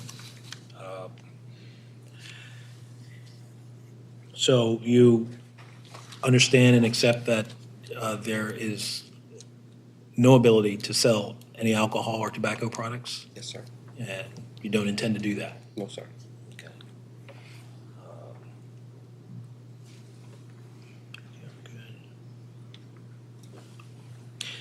Any question for the applicant? No? All right, anything else you'd like to add, sir? No, sir, thank you. Okay, thank you. So we're here on case number, I think we have opposition. oh, I'm sorry. Is this? Can you turn the Hold microphone on, hold please? Wait a minute, this gentleman hasn't been sworn. So is there anybody else who seeks to testify in this case? We're gonna just have to swear in. Do you swear or affirm under the penalty of perjury that the answers that you give and the statements that you make will be the truth, the whole truth, and nothing but the truth? Yes. Can you state and then spell your full name? Yeah, Ray Baylor. I'm RayBaylor, and I'm a stakeholder, property owner, and my family lives right down the street from this. Okay. So I am interested in trying to make sure, because the neighborhood's undergoing change, and Yes, right sir. across the street from that, even though it's not being utilized as such, is a playground, all right? And so that the prohibition of tobacco and alcohol there would be something I would very much like to say, hopefully we could not have that. And Well, it's not allowed. So- Okay, So that's, there's a fantastic. prohibition on it. Very well. What about fresh food? Are you planning on bringing any fresh food into that area? When you say fresh food, what kind, Produce, fresh food. correct. Yeah. So Fruit and vegetable. I will be having fresh vegetables, frozen. My plans are to have a deli, cold, and hopefully little part of hot food. I've asked a lot of the community that live in the neighborhood, what would you like in here? They said, oh, we would like to have some food, sandwiches. My plans is selling cold cuts, salad bowls, and hopefully rice, beans, and some meat. Nothing big, just like a 4-tray warmer where I could serve a mix of cold and hot food. Okay. So my point again, we're talking about produce such as, fruit and maybe So I'll have vegetables. bananas, apples, potatoes, frozen vegetables. You keep saying frozen, that's not fresh. So I'll have potatoes. Okay, talk to us, sir. Okay. And is there a mandate in the neighborhood that someone have a minimum percentage of fresh produce in their store? I'm sorry? Is there a mandate somewhere that we don't know about where there is a minimum percentage of food to be provided that must be fresh produce? No, but I think that should be incumbent upon the city, because in Baltimore City, as we know, there are a lot of food deserts. Sure. And the desert element of it being right across the street from a playground should be something that should be taken into consideration, greater consideration, if I might add, on the city. Okay, this is the zoning board. Yes, and when they are providing for retail, that should be a consideration. Since since there's a requirement, maybe there should be a minimum with But regards. my question is there? So yes, and I don't know that. Okay, we don't have that information before us. Okay. So that. I was unaware of what to bring before because there was nothing on the sign to indicate what it was going to be. It does say, the sign does say a retail goods store. Exactly what I'll be selling, the sign is not going to say exactly everything I'm going to sell. But the sign that the zoning board told me to put up, it goes by their regulations. And to answer that question, there's not a law where it states where I have to have, I'm gonna just put a little percentage, 10% of fresh food. Let's say 50% of fresh food. Yes, when I do apply for the EBT, they do require that I do have some fresh food. Bananas, apples, milk, cereal, dried beans, canned meat, cheese. And do you intend to apply for the Correct. EBT? Yes, 100%.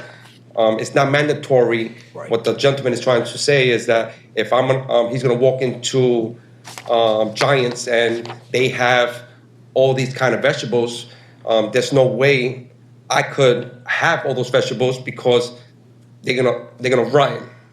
I'm gonna have vegetables, but not the way you're thinking that I should have. But no, because that's what you mentioned. I'm talking more of a bodega, and so I'm not. Yeah, so it's going to be a bodega. It's like challenging any other you. bodega that you walked into or you've been through the neighborhood. It's going to be similar, but much better and safer. There's not going to nobody's going to be hanging around in the front. That's guaranteed because I do not allow that. I'm former law enforcement in New York City, and that's something that I spoke to the borough president of the community.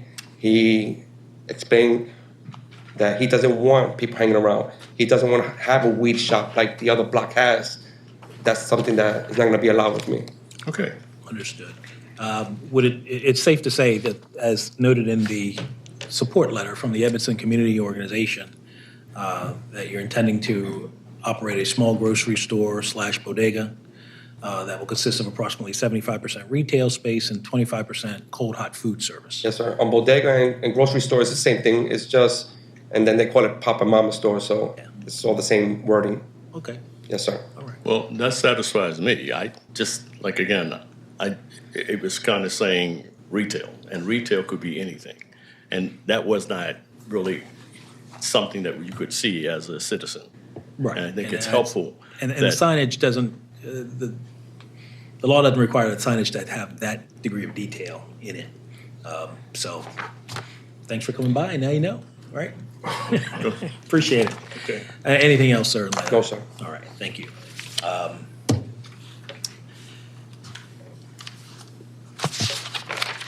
Cannot recall if I started going down this road, but all right. So we're here for conditional use approval for operation of a retail grocery establishment, neighborhood commercial, with the establishment maintenance operation location of this particular conditional use, a grocery store, bodega, be detrimental to or endanger the public health, safety, or welfare. I don't believe the record supports that finding. So no evidence of detriment or danger to the public. It gives them better options, more options, and that's what it does. This conditional use is not precluded by any other law. The authorization for this conditional use is not contrary to the public interest. And I believe the authorization for this conditional use also is in harmony with the purpose and intent of the code.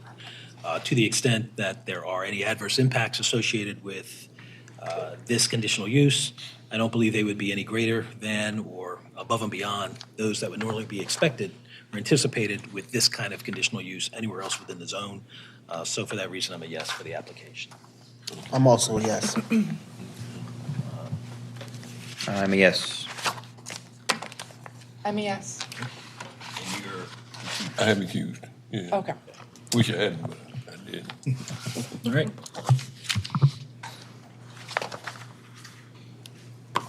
Right, so we're done with zoning appeals for today. I need two people to stay for footway appeals, and no one has volunteered yet, so you can decide that amongst yourselves. We could take a short break, though. Can we go off the record for a couple minutes? Thank you.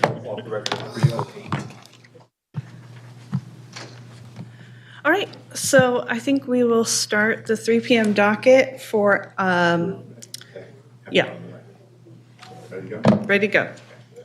We are on the record at 3:15. Okay. We will start the 3 p.m. docket for footway appeals. We have Leland Shelton and David Marcosi, who are going to be our board members hearing these two cases. Let's just start with the first one, F 24-15, 5400 Rummel Avenue, Hannah and Trevor Allen.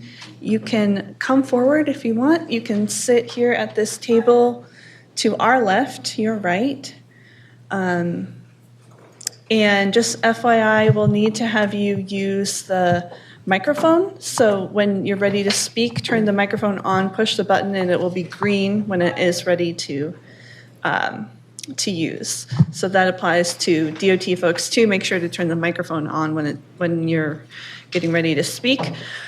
All right, so we start on these cases with DOT, and today we have Mr. William Venable and Asha Kumta from DOT, who can introduce themselves in a second.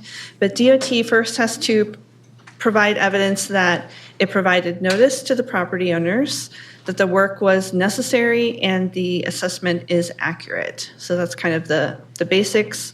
And then the appellants can give their case, and then the board can obviously ask questions as we go. So the board has a packet for this case, you should, with some documents from the appellant as well as from DOT. You also have a plat in your file and an aerial view of the property, and I will give, I think DOT already has all that, but I'll give a copy to the appellant so that we can be looking at the same thing.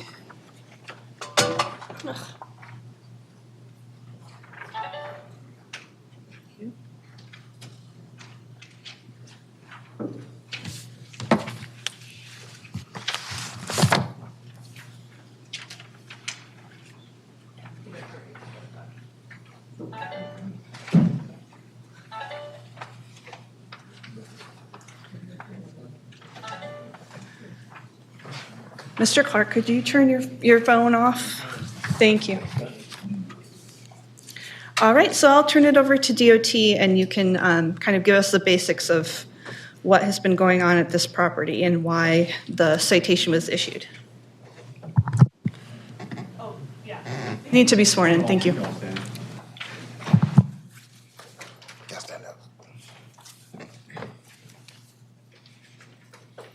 you swear or affirm under the penalty of perjury that the answers that you give and the statements that you make will be the truth, the whole truth, and nothing but the truth? Yes. Yes. Before you speak, just introduce yourself, state your name, and spell it, please. Thank you. I am William Venable, Inspection Associate Supervisor. William is William. Venable is Venable.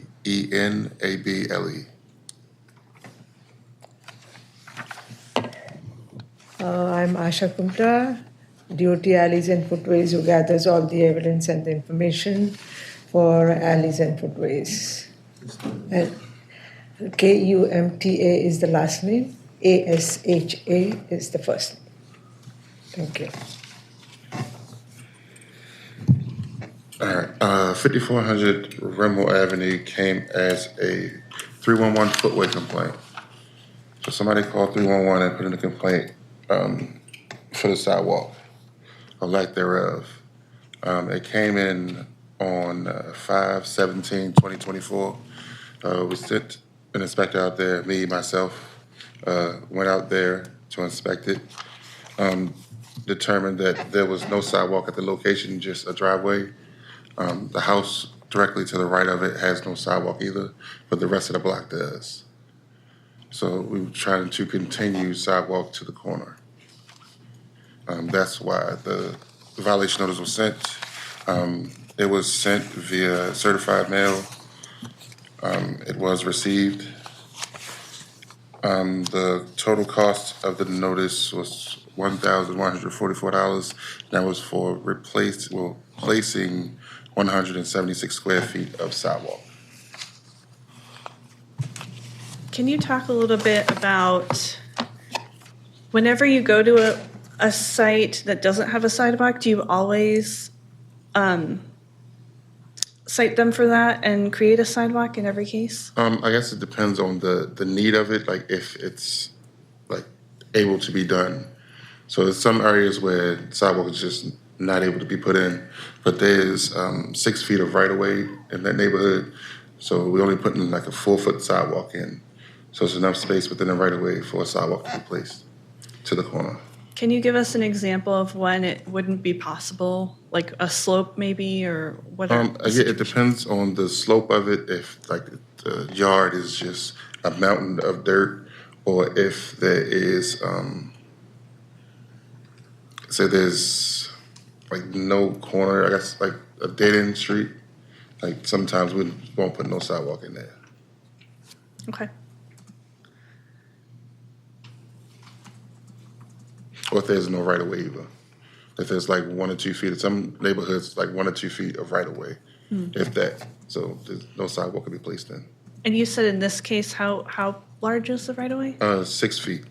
Okay. Actually, 6.8 feet of right of way. And you might not know the answer to this, but do you have an idea of why there is sidewalk for the rest of the houses on the block, but not here? That I do not have no clue why. Okay. It should be, but it just not. All right. If the board has any questions.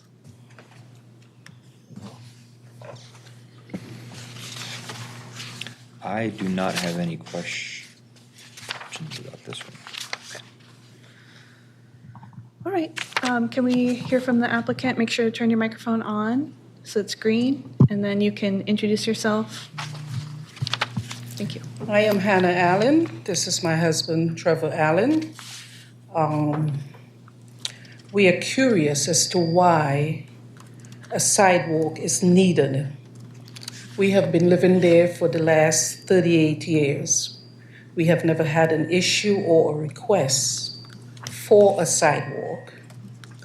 And the reason mainly for this appeal is we are in the middle of two other houses on the side that does not have a sidewalk. So my curiosity as is why is our property was cited as a violation for a sidewalk and not the other properties.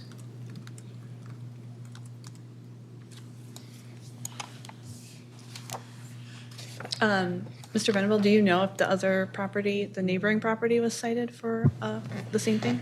At this time, no, they haven't been cited. That normally comes when full block inspections are done. Okay. So this is an initial 301 complaint, so we go to just that one house,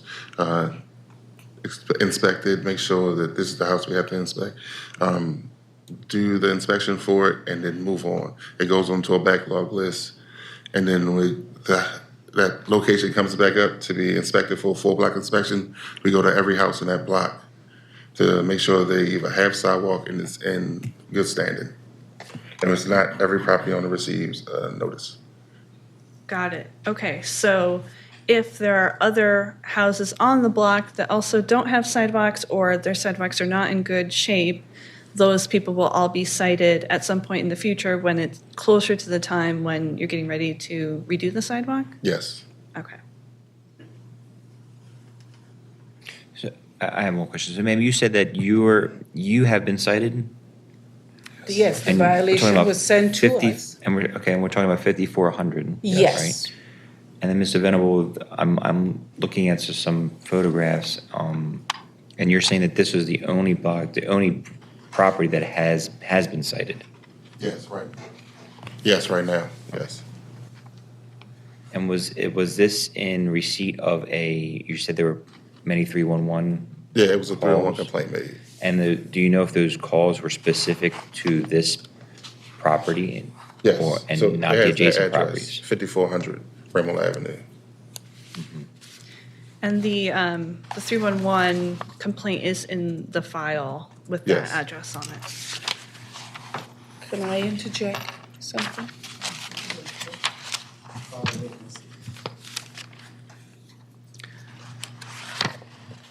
So just I know Mr. Venable already said this, but we went through this a lot on our April 29th docket, but the way that DOT's process works is that they go out and respond to a 311 complaint with a specific address on it, and then they either find the violation or not. If they find the violation, they issue a violation notice for that property. There's a huge backlog of these cases, and so it gets put on a list. At some point, sorry to describe what you already just said, but at some point, DOT starts to get closer to when their contractor can go out and do the work. When they do that, for efficiency's sake, they go down the whole block, and everyone who needs their sidewalk replaced or created gets a citation. So just because there may not be a citation right now for the adjoining property, they will get a citation when it's closer to the time that the work is going to be done, along with anyone else on the block whose property is, or whose sidewalk is broken or off grade or any of the other things that DOT checks for.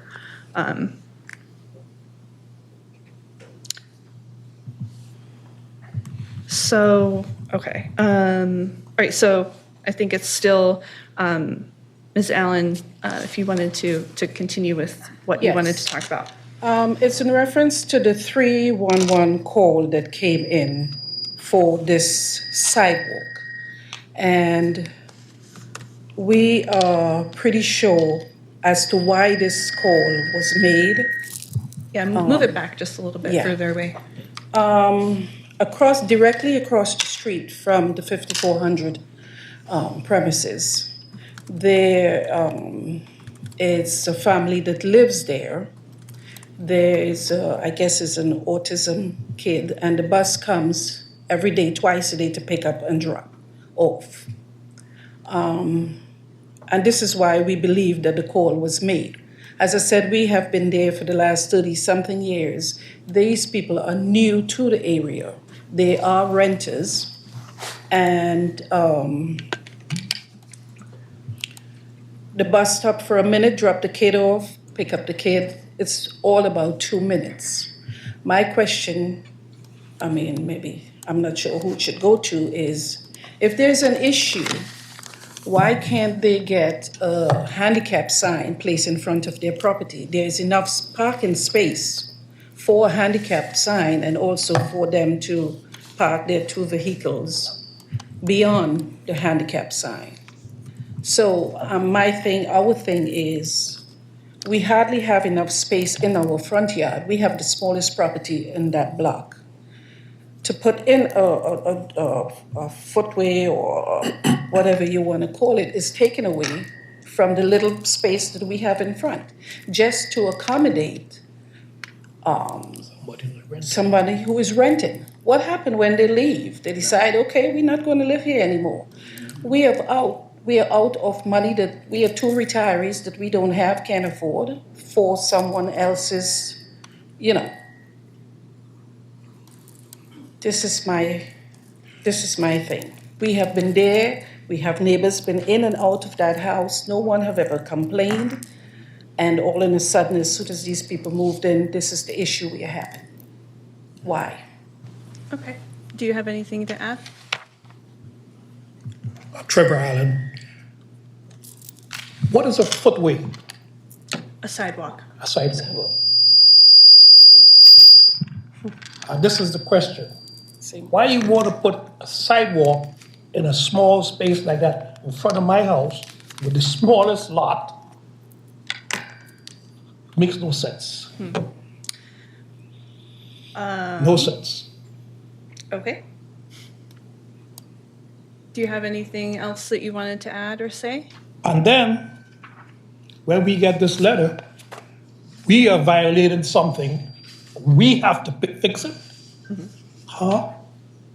Could you imagine how we felt? What are we violating? We didn't know what it is. We didn't know what you're. As you say, we are retirees. I'm a veteran. All right? This isn't it. We just didn't understand what this was about. We didn't know. About the feedback there. I'm not sure how to change that. Yeah. But I do want to leave them on because we are being recorded, so it's not like we have the opportunity to turn them off.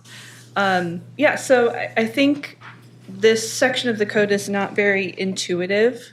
And a lot of people are surprised that it is the property owner's responsibility to Very surprised. build and maintain build one if there isn't one, and to maintain a sidewalk if you have one. We hear that a lot when people come in for their appeals, that this is something that is in the city code that is the property owner's responsibility. It's something you could talk to your council person about, but it is in the code as a requirement for the property owner and being their responsibility. Okay. I think there is a woman in the back who was raising her hand. Yes. Has she been sworn in? No, I am not. Okay. Can you come forward and be sworn in, please? I can. You can come to the podium here if you want. Do you swear or affirm under the penalty of perjury that the answers that you give and the statements that you make will be the truth, the whole truth, and nothing but the truth? I do. Can you spell or state and then spell your full name? My name is Leslie, Leslie, Salmon, like the fish with a D on the end, Salmond. And just turn your microphone on, please. You might not need it. I come from a family of 8 children. We do need it because it's being recorded. Okay. Thank you. Okay. I live at 5405 Remmel Avenue. I am diagonal from the Allen's house. I've lived at my house for almost 50 years.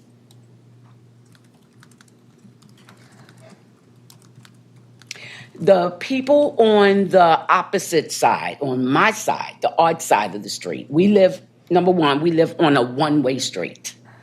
The people on my side of the street have the pavement, the curved pavement.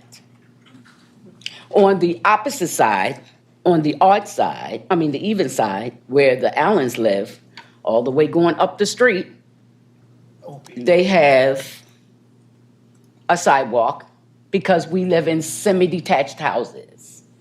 The Allens and the people next door to them and the people at the corner on Frankfurt, which meets Remmel, have single homes. It's one building, a family single building.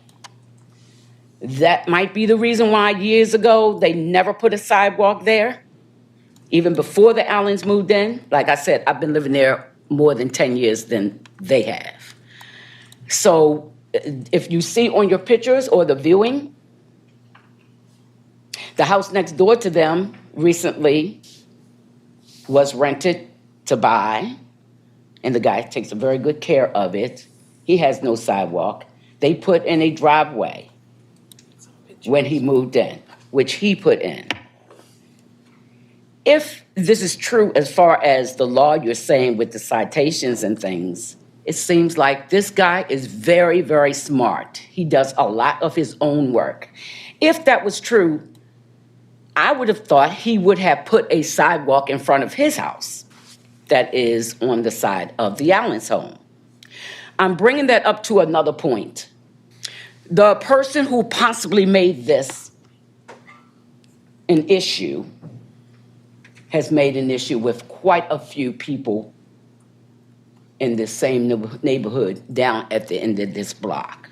They've had the guy's truck towed away because he parked in front of their door. He's put a sign on another guy's SUV to move it. Don't park in front of her door. And as the Allen said, these are renters. We are all homeowners. Most of us seniors. I'm a senior myself. You might not believe it, but I am. So my thing is, I really believe that the Allens at 5400 were singled out for this reason. I really do. And the reason why I agree with them as far as trying to make the city make them do this is because, as I said, I've been there almost 50 years. I can tell you on more than just my hands and my toes how many people have come and gone out of this building that I'm referring to. Not the Allens, the one in front. That's why I think they were singled out with this, with the people who live there now. We have never had a lot of problems out of this house until they came into the building. And I really believe that's the reason why they made this an issue. And as you see on your pictures, and you can see possibly the houses on the side of them, if you put a sidewalk over there, guess what? It's not going to be used, not even by the kids, because they use our side. Yep. The side that's the odd side, because that is a naturally made in front of my house. That's a naturally made pavement. It goes from the corner all the way down where Frankfurt is that meets Remmel, all the way up. On the other side, as I said, these are semi-detached homes past their house and the one next door to them. That's where the curve starts at the semi-detached houses and goes up. I don't know if you can see any more past that. I wanted to make myself visual and verbal because I think it's unfair. Very much so. I don't know what the city's law is about it, but I do know that I do believe that they were singled out for that reason. Okay, thank you, ma'am. You're welcome.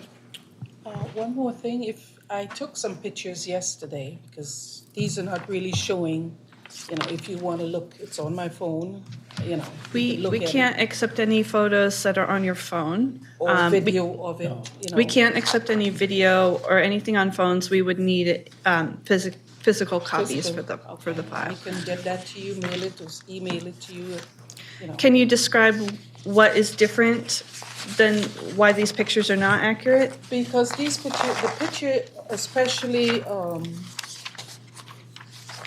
this one, it's not really showing the where they want to put the pavement or the footwalk or what, Mm-hmm. So, and if you were to see the house next to it, you would see it's the same thing.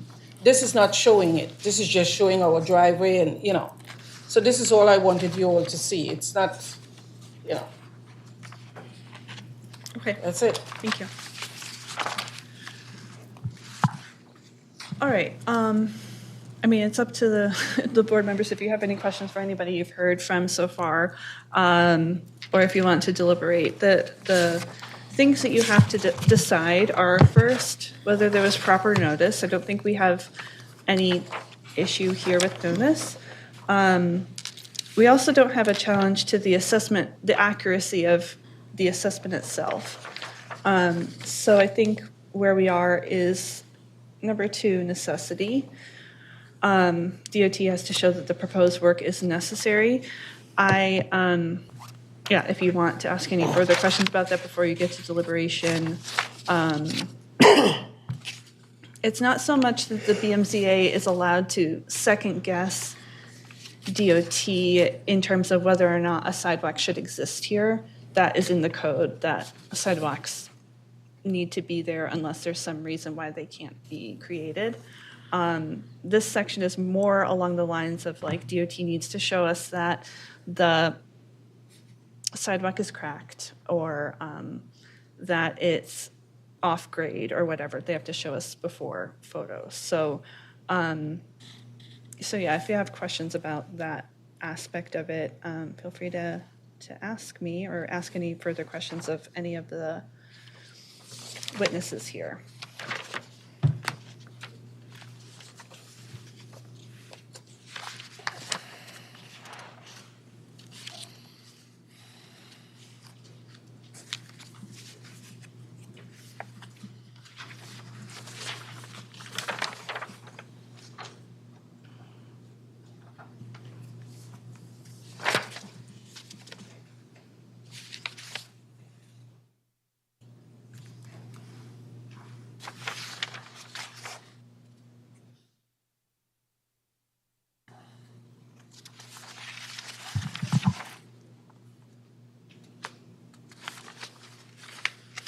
I don't know about you, but I don't think I have any questions specifically. In No, this I think it's property pretty. itself.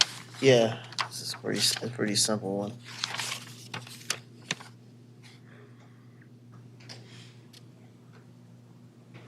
Just to give you the citation to the code, Article 26, Section 9-1A2, it says, wherever required by the Director of Transportation, the streets, lanes, and alleys of the city must be paved to the building line to the full width of the sidewalk reservation. So it is a requirement that there be a sidewalk and that it be maintained once it's created. For all streets. It says wherever required by the Director of Transportation. So I think there's some discretion there at DOT about if a sidewalk cannot be provided for some reason, then they wouldn't require it. But generally speaking, yes, streets, lanes, and alleys. At DOT's discretion. Yeah. Yeah, and I guess the only follow-up question I have, Mr. Venable, is that, after your inspection, I'm assuming that this sidewalk will need to continue and all the way up to Frankfurt, is what my understanding is. Yes, because there is a ramp at that corner. There's no sidewalk that's going to go down to Rimmel right there. I had a question about that too, because it looks like there's a fence on top currently of where the sidewalk would go. There is. Yes. Okay. Hold on just a second, please. So would it be required that fence be moved, basically? Yes, because the fence is inside of the right-of-way. Right, the fence is on the right of way. I Yeah, think it that's needs an to be moved important back. point, is that this is not the property owner's property. This is actually the city right of way all the way down. Okay. So, That fence is not part of the property No. that we're currently reviewing here. that's an adjacent property. I have a question.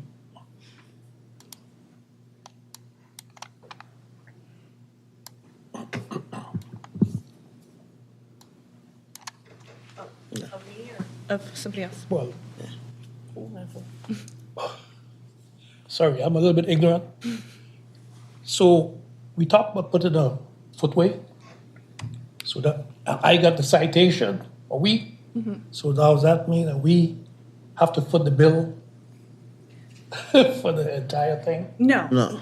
For the portion that's in front of your home, that is the part that you're responsible for.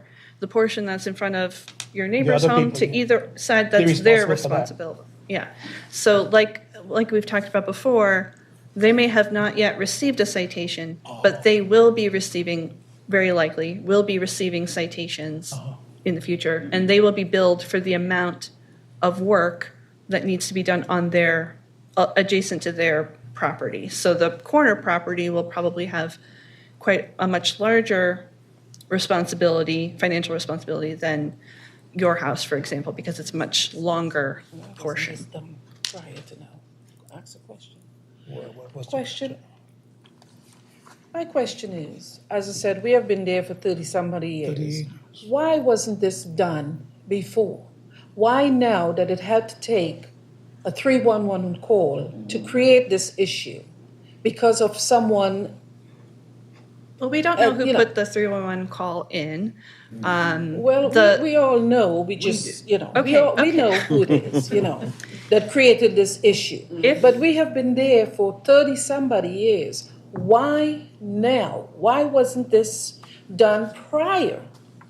This is because, if they can put up a handicap sign in front of their house and the issue will be solved.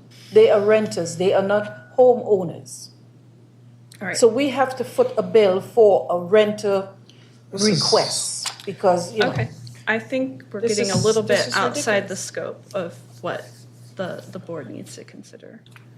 Yes, I don't think I have any additional questions. Okay. I think I'm good. Leland, do you? No, Okay. Liz. So we'll move into deliberation then with the two board members here, and I'll leave you to it. I'll let you go first, sir. Okay. Leland needs to practice. I do need to practice. I think that I don't know if there is ever an opportune time to receive a bill, an unexpected bill from the city. But I think the law is quite clear. We are here to follow the law, that the Director of Transportation, in his discretion, has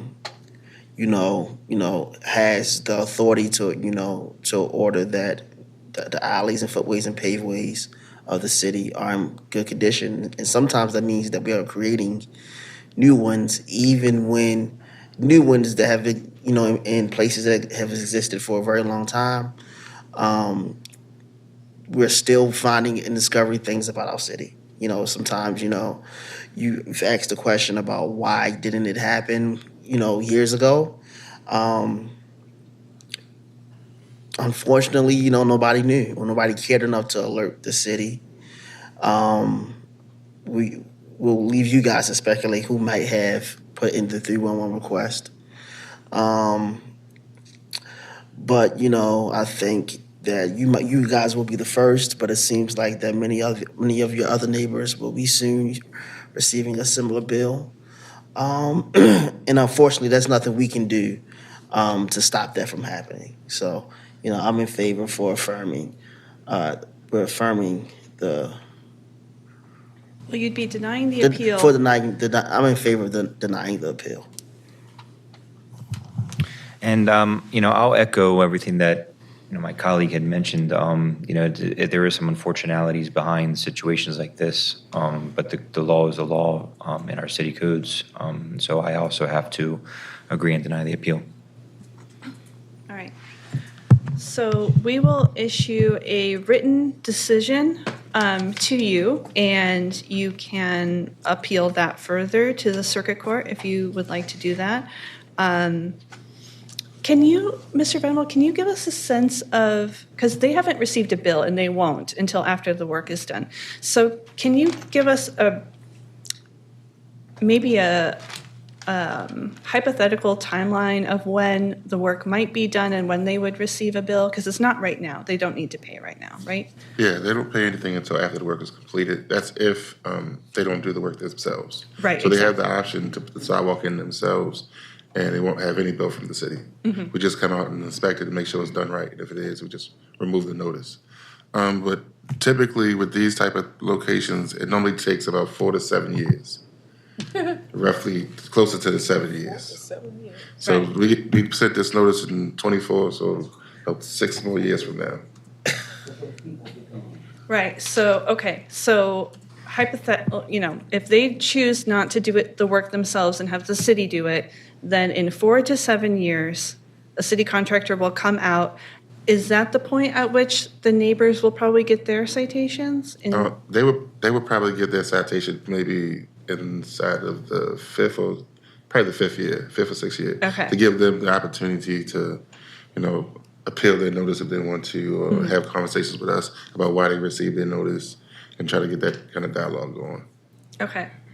So this is going to be a long process. Yes. And then, right, so then in several years, the city would then come out and pave everyone who hasn't done it themselves, and then the bill is sent at what point after that, do you think? The bill comes 6 months to a year after the work is completed. Okay, so. It's a 365-day-old contract. Say it again? It's a 365-day-old contract. It's a 365-day contract. Mm-hmm. So after the contract finishes, then we start billing and generating bills. So it takes mainly a year after the whole contract is done. A year after the work is done. So it's 4 to 7 years plus another year after that. Okay, thank you for that. I have one general question, if you don't mind me answering my question for me. So the citation process that happens with the DOT, is there any warning for the citations that get sent out prior to the issuance of the citation? No, you're talking the violation notices.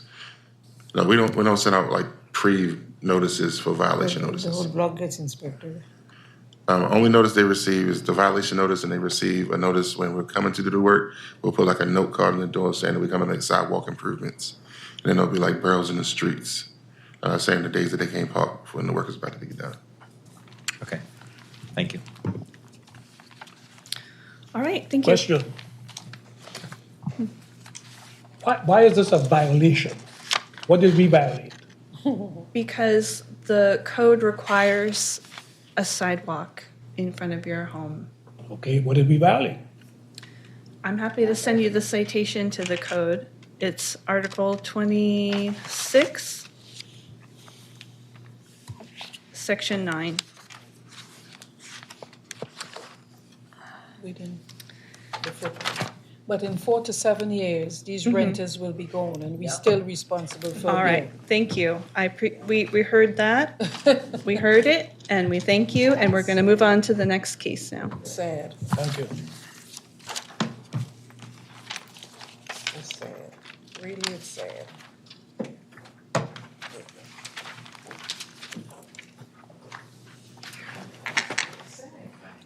Do you call the We case? done? Do you call the case?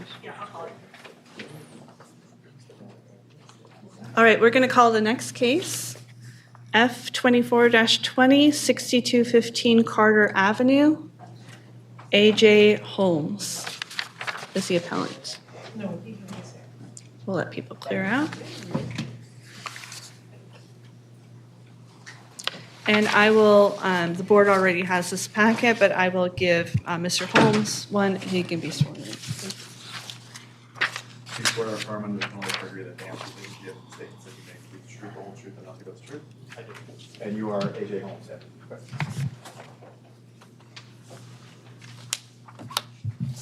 All right, same as last time, we'll start with DOT to talk about notice, the necessity of the work, and the assessment that was given to the applicant. All right, so this violation came from a 311 request as well for 6215 Carter Avenue. It was reported on 8/13/2024. The location was inspected by me, Mr. Venable. The 311 request was for broken and sticking up and sunk in other places sidewalk. So I went out, inspected the location, determined that there was some sidewalk that was broken and off grade, that was up and down as you go down the street. It needed to be repaired. So we sent out a notice. It was sent certified mail. It was received. The notice was for 176 square feet of sidewalk that needed to be replaced. That was the property owner's responsibility, and 16 square feet of the city's responsibility that they was gonna do for free. The total bill violation cost is $1,144.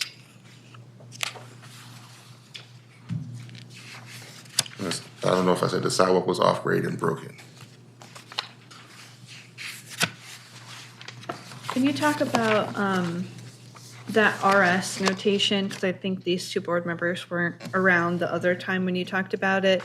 And why is it applied here for the 16 square feet? All right, so there is a water meter square inside of the sidewalk and inside of the public right of way. I think it's a little bit off grade and it needs to be replaced. So the city will take that square out and replace it for free. So the RS is anything that's like a city utility. It's a light pole, it's a fire hydrant, it's a water meter, a gas meter, anything that's a city utility anything that's a city utility that's inside of the square, the city will repair for free. So there is that meter there. And then is tree damage a different Tree category? damage is, it's considered TR. Okay. So that's tree root damage. That's not on this violation. But that's when a city tree that's planted inside of the right of way is pushing up the sidewalk and is damaged. The city fixes all the sidewalk that was damaged for free. But it has to be a city-owned tree and Yes. not a privately owned tree? Yes. Okay. Any questions for Mr. Venable? Nope. Mr. Holmes, do you want to tell us about your appeal? Well, so I have no idea if the trees are city-owned or privately owned, but the drawing I have on the right side, so I was told there was a tree there. I bought the house in 2010, and the company that I talked to trim some trees in my backyard mentioned they cut down the tree here before I bought it. So there used to be a tree there, and then there's a big tree to the left of that that belongs to a neighbor. So I don't know if he owns it or if the city owns it, I don't know. But those tree roots are the reason why the sidewalk is in current condition. Now, when I bought the house in 2010, it was in the same condition. So I did not plant any trees to make it any worse. And my neighbor to the right side also has smaller trees there as well.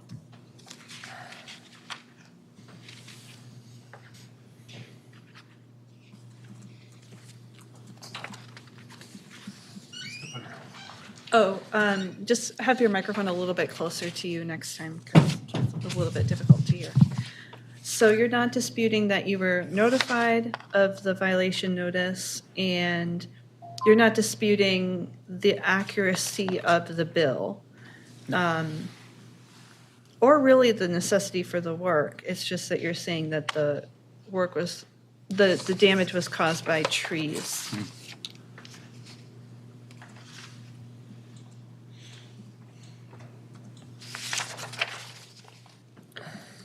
And the board does have the citation to the code. It's Article 2610-6, damage caused by city trees. If the damage to a footway was clearly caused by trees owned by the city, then the mayor and city council of Baltimore is responsible for the cost of necessary improving, grading, paving, repaving, or repairing.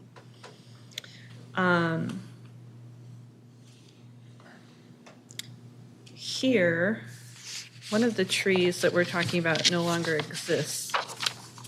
And it's just hard. I don't know that we know that the damage was done by a city tree. Well, yeah, I guess one question is, Mr. Venable, maybe you know the answer to this. Are there any, I guess one question is the right-of-way, what is the depth of the right-of-way? Do we know what that is based off of the location of the footway? Yes, the right-of-way is 5.3 feet. And that's from? How wide is the sidewalk? The sidewalk is 4 feet wide. Okay. So the tree would have to be right at the end of the curb, the end of the footway for it to be a city tree. 4 foot and 5.3, and that's, is that like from the face of the curb? Yes, from the inside of the curb. Inside face of curb? Yes. Gotcha. So there's 1 foot and change, that's 1.3 feet. the grass area, 1.3 Yes. feet. And do we know if there's is there any documentation of any existing city-owned trees? No, I don't have any. Previously, or I don't know if there was something we documented. Normally we do, it was like, if there was like a previous tree, we would go onto like Google Maps or Street Smart and try to see where the tree was at. And those places, those sites have like measuring tools. We could see how far the tree was from the curb. And there's no city trees anywhere else on Carter Avenue? I can imagine. I don't believe so.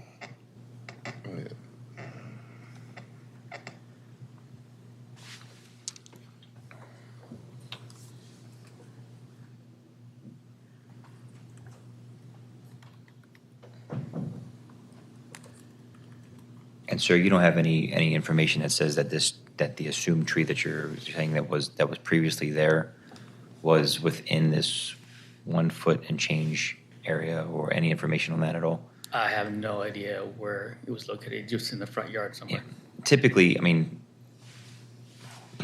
street tree is something that's clearly within the right of way and that's owned by the city. And especially since this footway is right up against the back of curb with very minimal amount of space in between the curb and the property itself, there's really no space that a city would ever reimplant the tree. My, understanding of the way it's all laid out.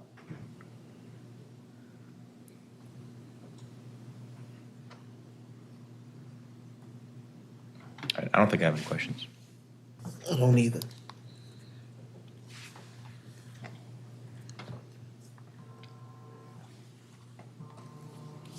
Yeah, well, arms that are coming off. All right, Leland. I think this is another example. Straightforward. Pretty straightforward. I'm going to vote to deny the appeal. Yeah, and I agree. I don't think there's any kind of evidence that can kind of support your appeal, and I also have to deny. Okay. Could Appreciate you give me another Okay. 3 Yeah, sentences on it? I found that there was a sufficient notice necessity has been proven from the file and from the pictures and the testimony today. And I haven't heard of any of the special circumstances, particularly the damage done by city trees. I haven't seen any evidence that that may be the case here. So I'm going to vote to deny the appeal. I have one more question though. So shortly after the citation, it looks like the city came and they put some tar, the bags of road tar, and they pounded it to make it level. Can I do that to make it level and make the problem go away? Or does it have to be? It has to be repaved to make the problem go away. I think Mr. Venable can give more details on that. Sometimes the city will come out when something is uneven and do like a temporary fix with that kind of asphalt material. But that's not a permanent fix. So I don't know if you have anything to add, Mr. Venable, on that. That was pretty how we do it. So we come out and inspect it. If it needs to be made safe, we send it to our maintenance division to come out and place some asphalt and try to ramp off any tripping hazards until we can get there and redo the sidewalk or have the property owner redo the sidewalk. Because if you heard from the previous case, they're not going to come out and do it for 4 to 7 years. So if there's a tripping hazard now, they want to at least address it a little bit, but that's not a permanent solution. So you can certainly hire a contractor to replace the sidewalk up to code on your own. I do think that most people tend to let the city do it for 2 reasons. One, they can wait 4 to 7 years for it to happen and save up money, whatever. And I think also that the city contractors will bill at either market rate or a little bit below market rate. So it will probably be more financially advantageous for you to use the city contractor, but feel free to do the work yourself if you would like to. Sure. Next question is, the price quoted, is that going to be guaranteed in 5-6 years? Mr. Venable? Yes, the price won't change. It's a legal document, so the price that's on your notice cannot change. It can always be lower. You can go there and not replace the sidewalk, all the sidewalk that needs to be done, and the price will just drop. So we only quote you for the price that they actually do. If they do more, they can still only quote you for the price that's on your notice. So it can never go higher, it can always go lower. Gotcha, okay. That's fair. All right. Thank you. Thank you. All right, guys, thank you. We're off the record for the day. Thank you.